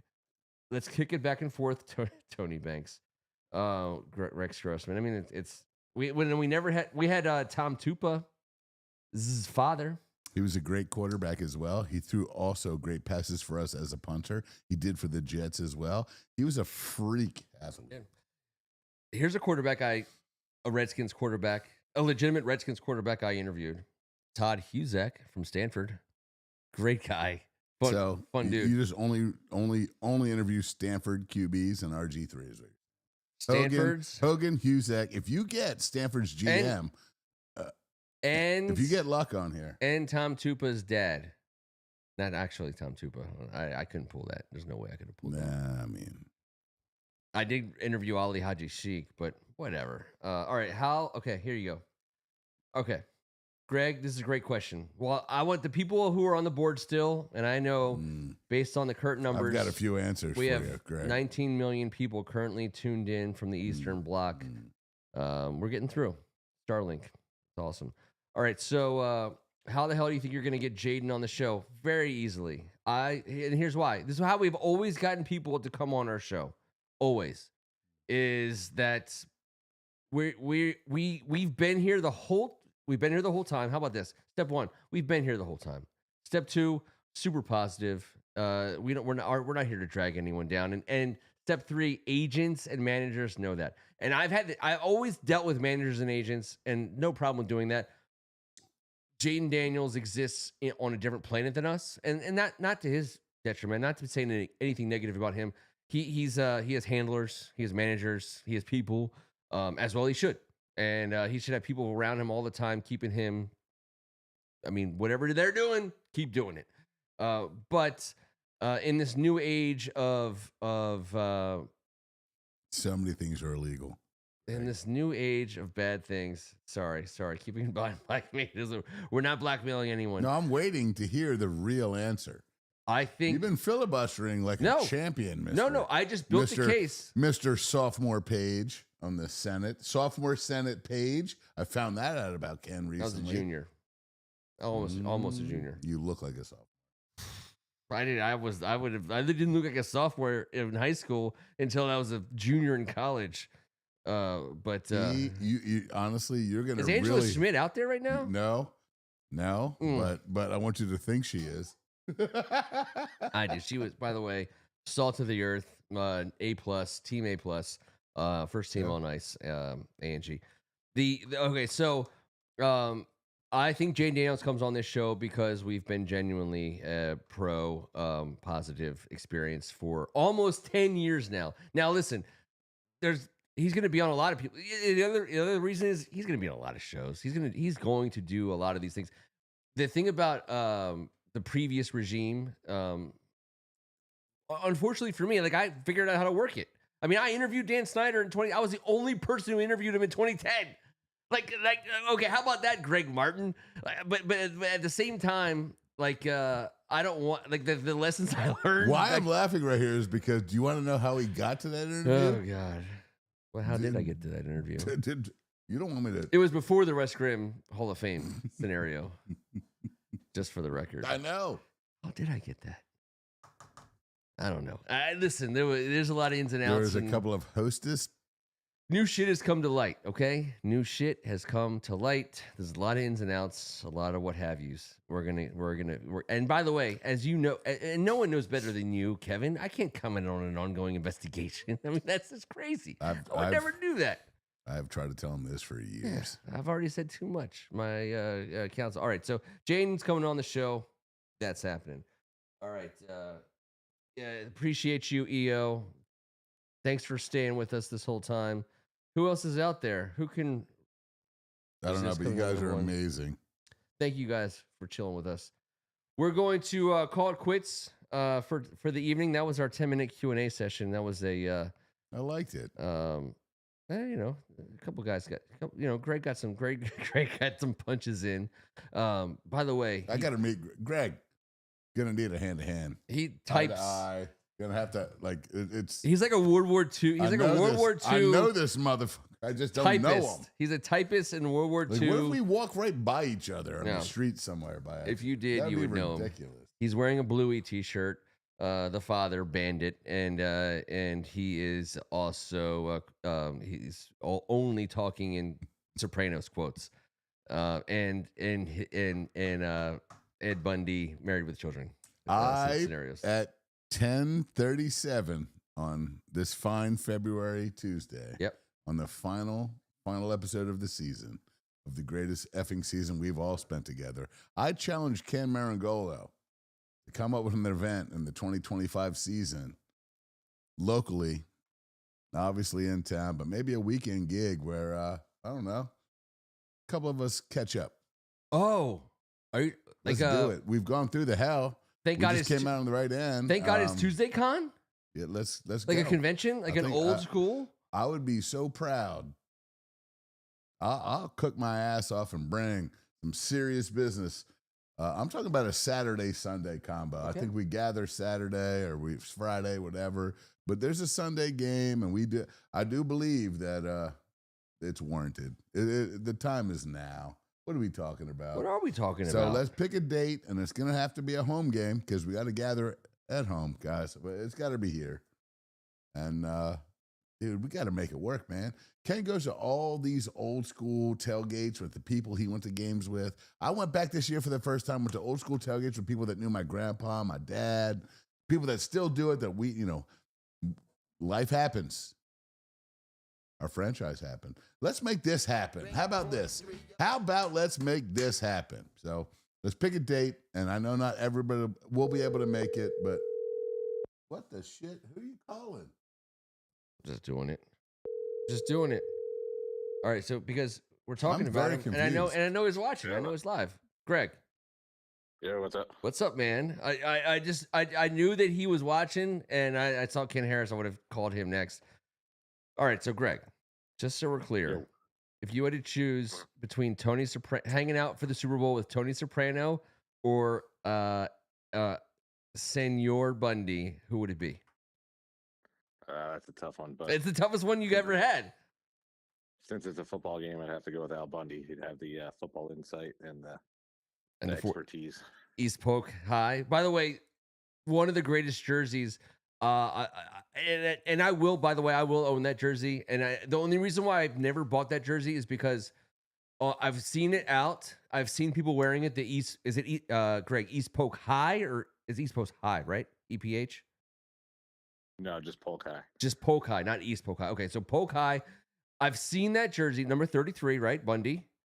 Yeah, 33 or 44. I forget.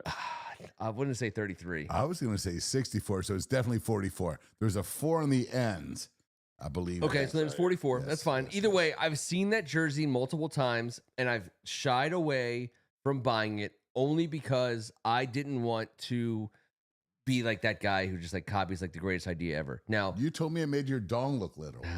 well, a lot of things do that. Obviously, That was off air, You bro. know, Yeah, I thought we were off air. you know what's funny?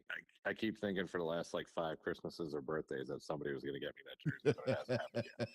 By the way, I love that thought. Like, so, by the way, if you knew, like, first of all, so Greg knows he's from Jersey. I know he's from Jersey. Everyone knows he's from Jersey. someone's going to get me that jersey, though. He's Skins, New Jersey, and he's been getting and Chrissy, God bless her soul, not rest her soul, God bless her soul, has been an absolute saint, even though she's a Giants fan. By the way, Each their own. You got to root for your team, man. I know, but it's the best scenario for Greg, who's on the front. By the way, he's young kids, just getting started out. He's a hardcore Redskins fan. She's a Giants fan. And like she doesn't have any kind of. She has zero NFL power right now, and that's just the way you want it. Can I just say real quick? Yeah, please. My youngest brother, Greg, 10 years younger than me, diehard Skins fan, married a diehard Giants fan. She's from the area, and her father was Victor Cruz's personal doctor, became his whole family doctor. In fact, when Victor got good, they were like, it was like very exclusive. They are just the coolest people, diehard Giants fans. But the way it's gone for us recently, I got both my nephews in burgundy and gold, brother. Yes. Well, Keith did it. Keith did it. I'm just saying, as an uncle, I'm proud of my little brother who got that done. Same scenario as Greg. The timing is everything, right, my man? Absolutely. We need some younger fans. So Damn right we do. We've lost so many. I mean, Greg's much older than you and I, Kevin. Greg, I don't believe that to be true. I don't believe that to be he's true. At least, I want to say, based on a lot of his comments and takes over the last 8 years, I'd say he's at least 95 years old. I would say he's an old soul. I've gathered that. No, and that is an ultimate He compliment. just turned 40 this year, and he got a great jersey. Yeah. yeah. Well, then you and my little brother are the same exact Yeah. age, my friend. Yeah. Same exact age. Hell yeah. I I'm dealing with Giants' wives, and God bless both your wives for understanding. Let's let our kids win. She's good, though. She is. Yeah, She's good. always- People, she's always please, telling me to go to the games and stuff. So. please give her our best. I That's a great thing. had a chance to talk to Family is her everything. this summer. She was awesome. She's the best. I mean, obviously for putting up with your ass. But Greg, Definitely. yeah. Get him out on a good one here, Ken. Oh, I'm not getting them out anywhere. Well, to be honest, yeah, I know. we're talking about this lovely lady of his. She might be over there with the Carson hook. No. For goodness sake, Not everyone's married to St. Megan, bro. My wife's at home with a pitchfork. Okay, fair I enough. slide right in between the tines. Fair enough. Hey, listen, fair enough. I understand there's gonna be a Kevin size hole in that wall as soon as we hit the stop button, and you're gonna be back at home. Oh yeah. but Greg, I wanted to. So we need to get Anthony and David. These are Jets fans. We need to get them looped into the show somehow. I want to cast a teeny bit of a sliver of a wider net this offseason. I want to bring in guys like that. I want to bring in guys who love football, who love talking shit about football. We'll talk about their teams too, and we'll include them in some stuff but at the end of the day, what I really want is I just feel like we don't have enough like old, just like bitter old man vibe. Like you bring a lot of it, but like I think Anthony and David can really like pick up your slack. Yeah, we can have them on when they cut Aaron Rodgers and things like that. Oof. By the way, Greg, let's just say, like he cut off his arm a while back and he just put a big needle on it.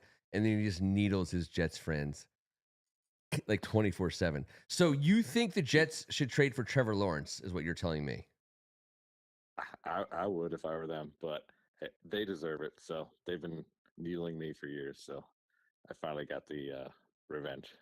All right. Well, by the way, I'm on a text chain with him and his two grade school friends, and I actually saw a picture That's awesome. of Greg and these two knuckleheads in like what was it, like the second or third grade, and I'm like, how am I, a 40-ish-year-old gentleman, find himself on a text chain with three guys who've been friends since they were like 8 years old? Greg, how long have you guys been friends? I've known Anthony since I was 5 years old, so Yeah, 35 years. And then Dave like folded in there somewhere along the way. Yeah, he's my older brother's friend. Actually, he's a couple years older than us. Okay, T and I are like 2 weeks. Yeah, you're honestly. Yeah, this is like a thing. Yeah, so I got on like it is a thing, dude. I don't know how I get pulled into this stuff, but I don't know where to insert myself. So I hope I don't piss them off. But I get like I very very very much love it. I feel honored to be included in such an old school relationship, and I hope I'm able to just dish it out just a little bit. I need you to give me some dirt, a little bit more dirt on Anthony and Dave. I feel like I don't have enough dirt on them. Oh, no problem. I got plenty of that. All right, good. Now we're talking. All right, so let me ask you this: since we got you, and since I know you have an opinion or two about most things, that's just a fact. I'm going to ask you a series of lightning round, quick hitter questions, just off the cuff. Okay. Got it? Got it. All right, here we go. Number one free agent. The Washington Commanders 100% are starting next season with this A-list free agent. I actually want to see them sign DJ Reed, take him away from the Jets. That'll give me some more ammunition also. DJ Reed, the cornerback. Okay, fair enough. Kev? Number one pick for next year's team is? Oh, Sydney Sweeney. Okay. Number one pick for the theme music for this summer's off-season on the brink. Oh, I don't know. Pass. Pass that to EO. Pass that to EO. I'm passing it to EO. EO's still on the board. EO's still on the board. No, right. He should be, because this is his. How dare you, Ken? All right, EO, you're on the board. You're getting called. You're getting called. Last question, Greg. Last question. You keep crank calling motherfuckers. I'm calling people all night. Greg, last question, and the last question it is. All right. I have so many questions. For one question. Kevin, you have a question for him? No, but I just watched you do like reading Braille? Yeah. Like, how do you write these questions, you psycho? I don't know. How about this? I don't know. But my thought about for Greg is if there was what's the greatest weeknight of the week? Tuesday. Yeah, it's got to be Tuesday. It's so cool that you led with that for the last decade, homie, and I appreciate the shit out of it. Yeah. Greg, we appreciate you, bro. I'm sure I'll get your take on whatever's happening in the world by 4 or 5 o'clock in the morning or so. Ken Harris, turn your phone on silent. Yes, Ken Harris, turn on it. EO, hey, T-Bird, anybody that does not want to get drunked out and asked over to a French session with Meringolo. We're doing it, Greg. I'm calling. We're gonna do this more often. So, and by the way, how about this? Let me just do this, Greg. You can listen to our shit during a game. I don't know. It's a little distracting. He's intense. Who's the worst I can't announcer? listen to anyone else's shit. Who's the worst announcer? Oof. The worst announcer, Mark Sanchez. All right. You 100. You won. Fucking Sanchez %. All right. Greg, I love you. I'll talk to you tomorrow. All right. See you guys. Thanks. That was pretty amazing. All right, we're gonna Sober ass Greg. Since it's the season finale, it's Sober ass Greg. Since it's the season finale, Sober ass Greg fucking answered and had to deal with our dumbasses, mostly your dumbass. Because I'm just a big fan. I'm of all these guys, I'm a big fan, but I'm not crank calling any of them on Tuesday don't after I've wanna had 4 crank call whiskeys. anyone. Let's see. We got this. What is that? Am I not offline? No, I'm Why offline. how are you asking me? I don't know. All right, so here we go. I'm the offline online guy. All right, That's here never here been we go. my We're gonna get the real. responsibility. Since it's the season finale, we got to do this. Who are you calling? Who Got you to do calling? this. Oh my God, dude. Season Are finale. you calling your dad or my dad? Mm, You're calling Sydney Sweeney. calling Sydney Sweeney. You know what? If he's smart, he won't answer. By the way, it's super early for him. If I'm smart, I would just pee on the floor, By the way, clean this it up is later huge. instead of holding it in. I'm letting it ring.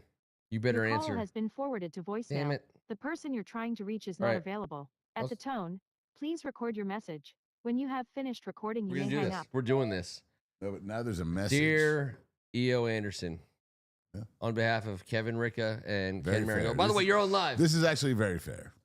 You did not answer your phone, and we have. This is our season finale. You're like The musical Nostradamus. Yes, you're the Jason. Like in forgetting Sarah Marshall, you're our Jason Segel. In the closing scene, you will hug Kevin pantsless. Everyone knows this.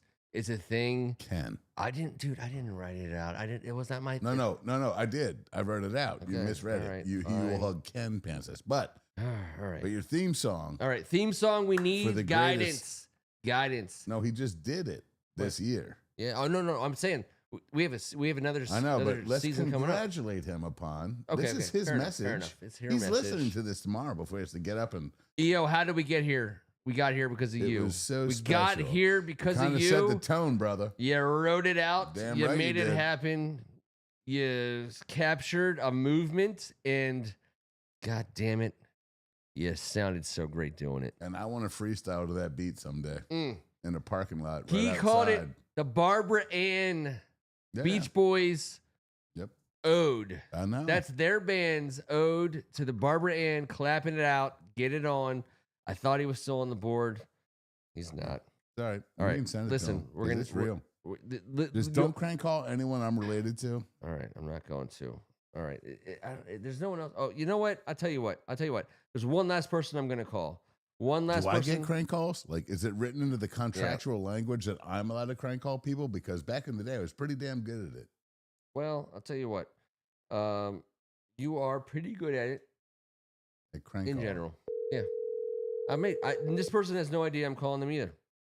I'm just going to see if they You answer. can't just call people Yeah, I can. at their houses at this hour in this day and age. I've never thought, like, I used to knock on doors. I used to be like, Ken, so-and-so come out and play. Like, my guess you know is what? that Here's the you're deal. like knocking on the doors of like, Yeah. is this Some like, people- is this Ken Harris? Yeah, we're going to leave a message for him.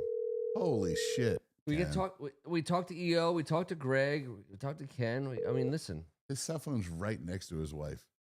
Please leave your message for Ken Harris. Yes. We're going to leave a message for Ken. He deserves it. Ken Harris, pride of Bishop McNamara High School.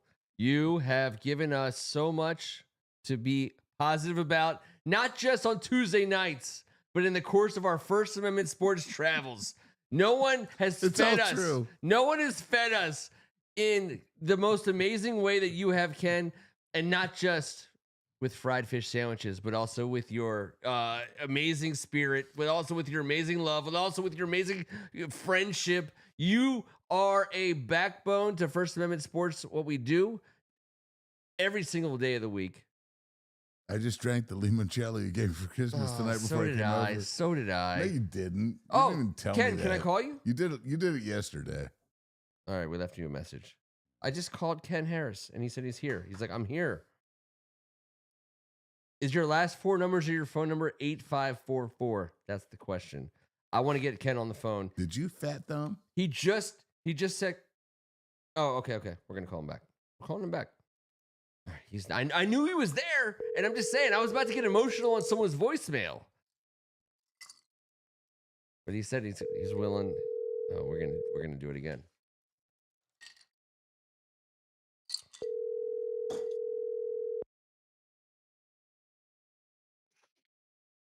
Hey, man. Ken Harris, welcome to the show.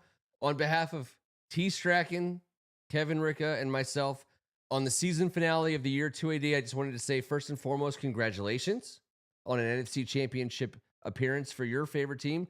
I want to say congratulations for keeping the faith through one of the darkest periods of our fandom. I want to say congratulations for being one of the most positive people on the planet that we know. And I want to say congratulations, Ken Harris, because you are your presence and your existence and your positivity and your energy is infectious, and it just makes our lives better, my brother. And I don't know how else to say it, but I wanted to say it live. Well, you said the hell out of it. Oh my God, I appreciate it. I was going to give you hell for bumping me to the 10:55 hour. I feel like Penn and Teller on the old Johnny Carson show, being the fourth guest. Well, I love that quote. We did have to talk about some.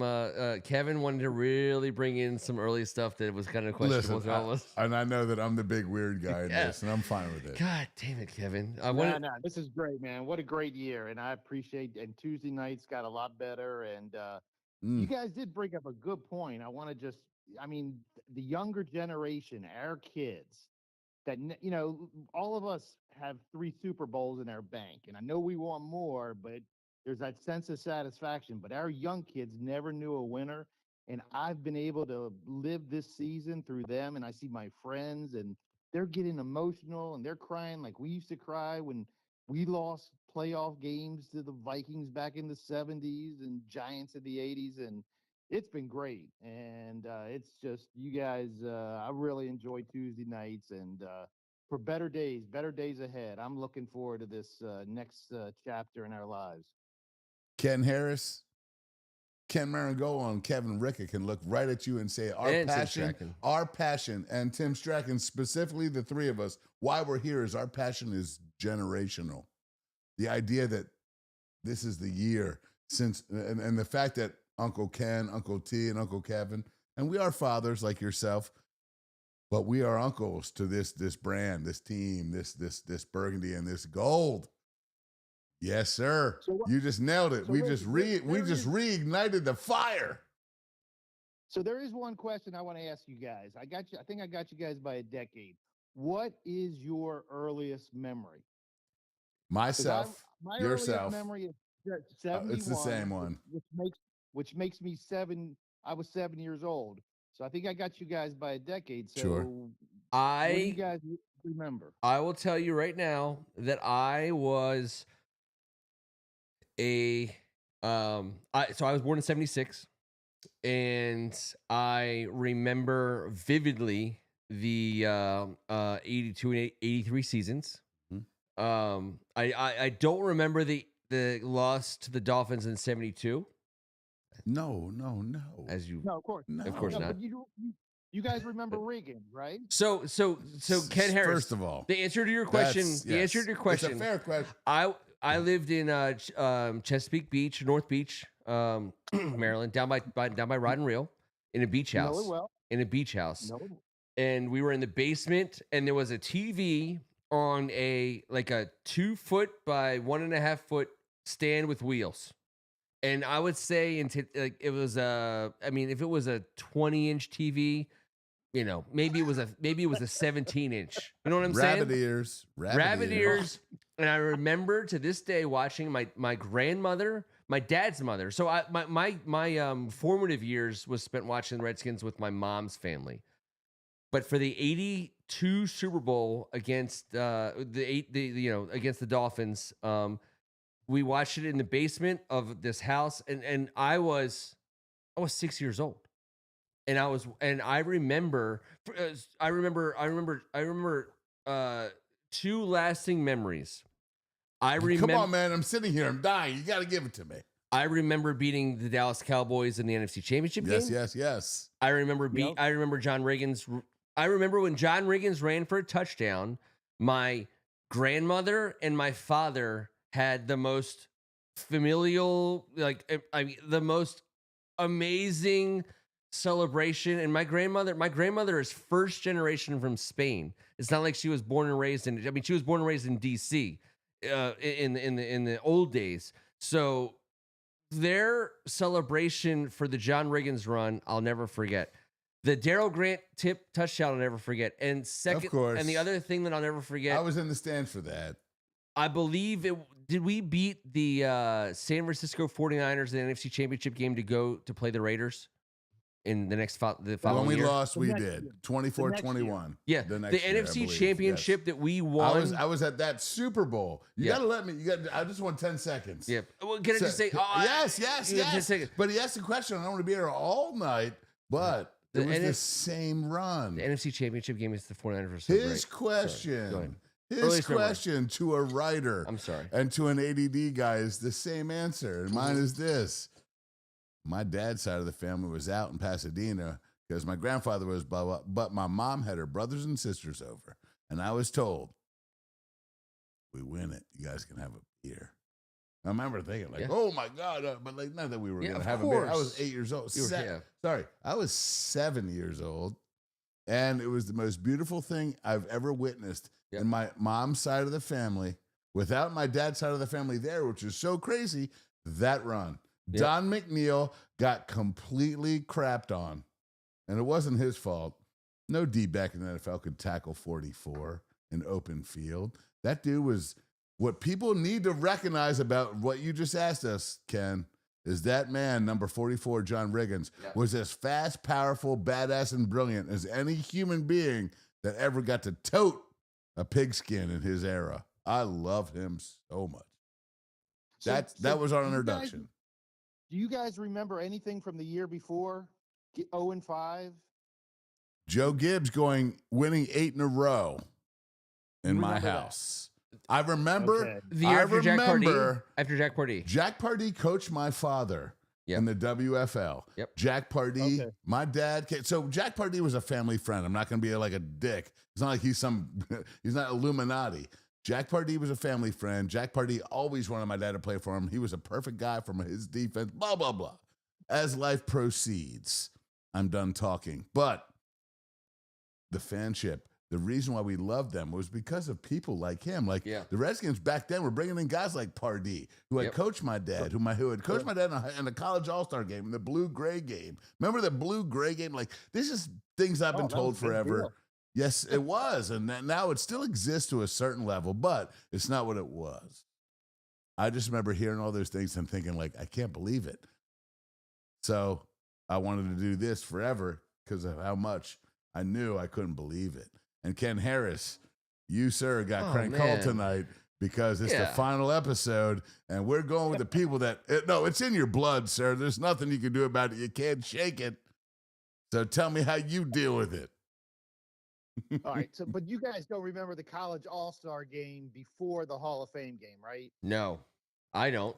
Okay. I mean, I grew up in an NFL Pro Bowl game. I don't remember the college All-Star game. I know this. So in August, Go ahead, in go or ahead. July, before the Hall of Fame game, the previous Super Bowl champion would play a college all-star team.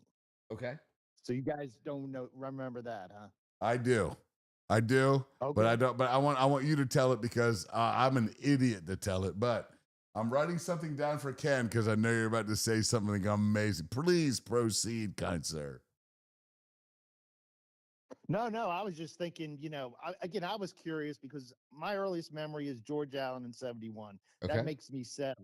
So I was just kind of curious about you guys. You guys, I guess, are a little bit, your memories are a little bit better. So I didn't know if you did have a memory of that Super Bowl. Of the 'cause loss? I figured that puts you at about Historically, 50%. obviously not presently. I can honestly tell you, like, the easiest answer to your question and the fastest, like, shortest amount of words, the Super Bowl against the Miami Dolphins is my earliest memory of the Washington Redskins. Mhm. That's the one that stands out of all time. Yeah. I don't Yeah. remember. I mean, Me too. Me too. And I'll tell you this. Well, that season was pretty cool. yeah. So Ken Harris, Right. Ken Harris, you'll You guys believe are this. spoiled then. You'll, You probably thought we belonged in the Super Bowl. Oh, every year. yes. Well, 1,000%. Yes. That's why we're here. but Ken, That's oh, honestly man. the best part about it seriously. is Ken. It's true, man. Ken, the best part about this is, and That's you real. and you and other people on this board can appreciate the fact that like this. When I was in 1981, ish. I know it's 5. I mean, I'm in kindergarten. Like you're remembering. I remember my kindergarten teacher. I remember my kindergarten friends. I remember where we lived when I was a kid. I mean, I have memories of that period of my life when we had the Washington Redskins playing. I mean, I remember what I remember most is this. I remember riding in station wagons without seatbelts wood paneled in the back of, with like blankets down, facing backwards. Yeah, facing backwards, listening to like the drive time radio, and they were playing the diesel horn. It was like, and they were going diesel horn, diesel horn. And I remember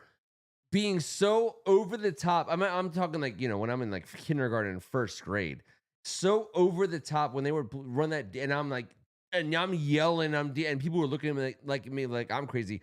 Diesel horn. My first memory as a Redskins fan, Ken Harris, is this: sitting in a station wagon in 1981-ish, with on top, facing backwards, while a drive time radio host plays the diesel horn for the Washington Redskins because he's talking about John Riggins, and I go absolutely nuts, and literally my peers look at me like I have 10 heads.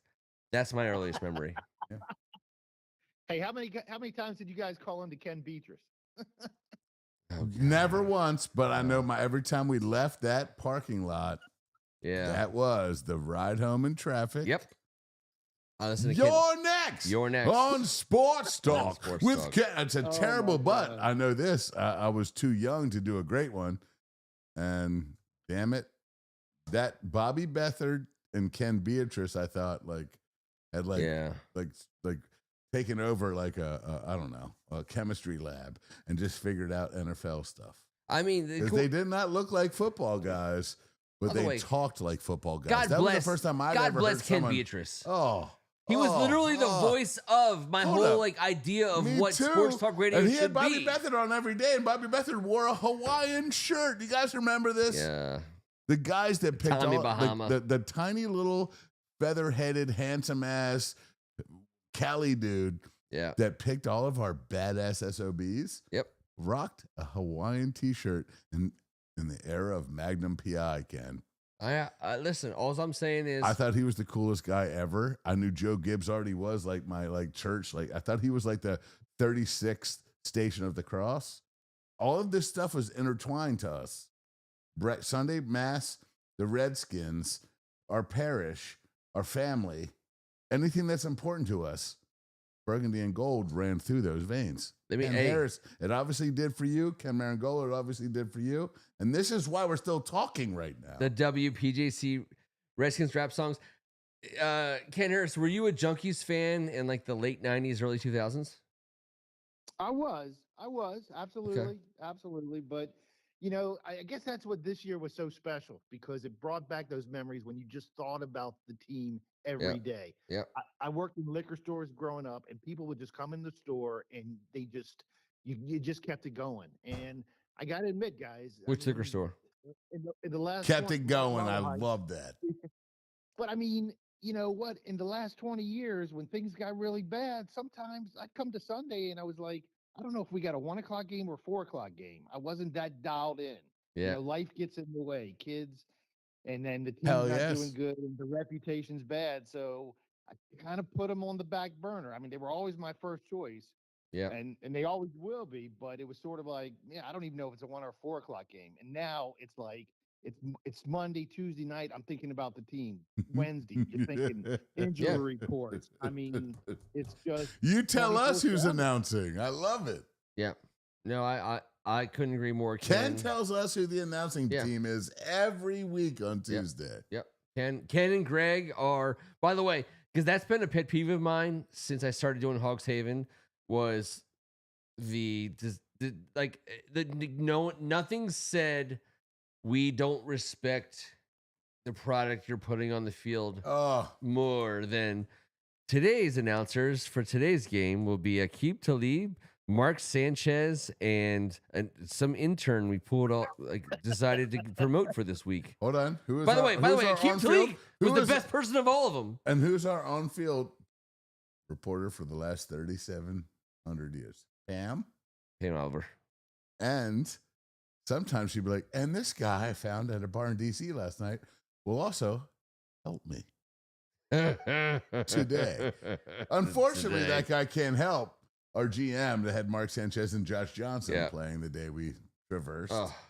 But hey, so growing up, I mean, as a kid, you took it personally if before Madden it was Summerall and Brookshire, and so if they weren't calling our game, we got mad, and but you guys don't remember Jimmy the Greek though. I do. I do. I know He very was well. such a personality. By the way, that was grow up. Irv Cross, Jimmy the Greek, and Brent Musburger. CBS and Musburger was CBS. Right? I can see the tan ass panel. So remember that board he had where he'd have all the check marks? Who he thought he was going to win that game? Right. Yeah. So I would have friends that would actually call New York mad because Jimmy the Greek was picking against the Skin. I mean, it was just, you had that growing up in this area. I don't know, as a Maryland fan, you had Maryland, North Carolina, Maryland. It felt like it was Redskin Cowboys. Musburger had a Chicago Bears slant. So when Gibbs went up there 2 years in a row to Soldier Field and beat the Bears in playoff games, I mean, it didn't get better than that. No. I mean, those were just incredible. Bears must have been 2 touchdown favorites. Walter Payton's last game, and we went in there, Doug Williams, and beat him. I mean, just come on. You just don't forget, man. You just don't forget. Forget. I love that. Ken, I just want you to know, in case you didn't already, this is the season finale of the year 280, but next week still is Tuesday. All right, so get your rest. I need you to, make sure you need to be ready for next Tuesday. I don't. This is late for you. This is 11:15, almost 11:15. I love that you answered. I love that you. I saw him on, so I knew he would. And Ken, I'll tell you what, we are dedicated to being at McNamara for a consequential First Amendment sports game. We don't care what sport it is. We don't care who's down there.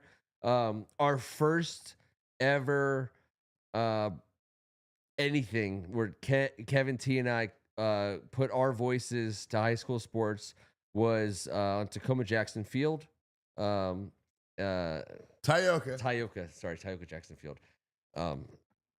The old Tullamore Dew is pulling on the old. Well, it should be Tioga Jackson Field, and so therefore our next momentous event should be at Bishop McNamara as well.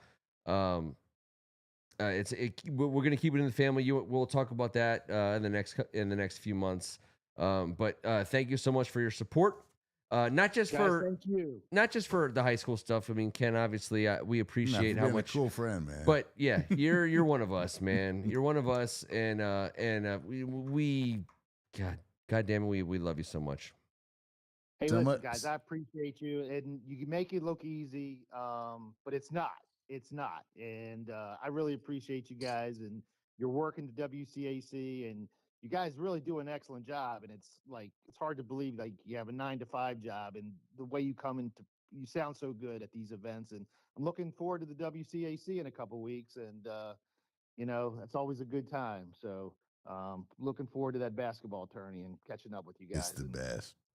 I'm hoping T's going to be there. I really am. I love your show. I think your show is so unique in a lot of ways. First of all, for us watching, you come on at 9 o'clock and it's like, okay, are they there yet? Are they there yet? It's not like you turn on the TV at 9 o'clock. It's like you tease us a little bit. By the way, we are battling so many issues on a weekly basis. It's a miracle. But it's awesome. I mean, it's just there's so many dynamics. Ken's the good host. He's fiddling around with the stuff. Kevin's got that $1 million smile. He's always welcoming you in. The music's playing, and then, quite honestly, the last couple of weeks is like, oh man, I hope T's there. Is T there? Yeah, man.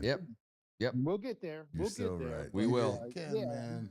This show's unique, and maybe we get you on the road. We got to get you up to the Bark and Darg or something. We gotta think big. Hey, I'll tell you right now, we are capable of being on the move. And we have a long history. He's a Gonzaga guy, so we got to use some finesse. You're talking about McManus? Yeah, he's all right, though. Yeah. He is. Wait. And I promise you, my brother, we love you to death. You've been nothing but old school WCAC, McNamara, but mostly just Mr. Ken Harris, and proud to be friends with you, brother. Hey, thank you so much. Hey, We're man, gonna. Thanks with you guys. Thanks for keeping the flag going. Yeah, and we'll Hell see you. yeah. All Hell right. yeah. We will see you next Tuesday night, sir. All right, you might need a mop, Ken. Kevin had to go to the bathroom for the last 20 minutes. No, it's already down there. Oh, But it'll yeah. be We're dry mopping. by morning. He's been like, hey, he's like, where is this? Is what is a code yellow? Now it's a code like lime green.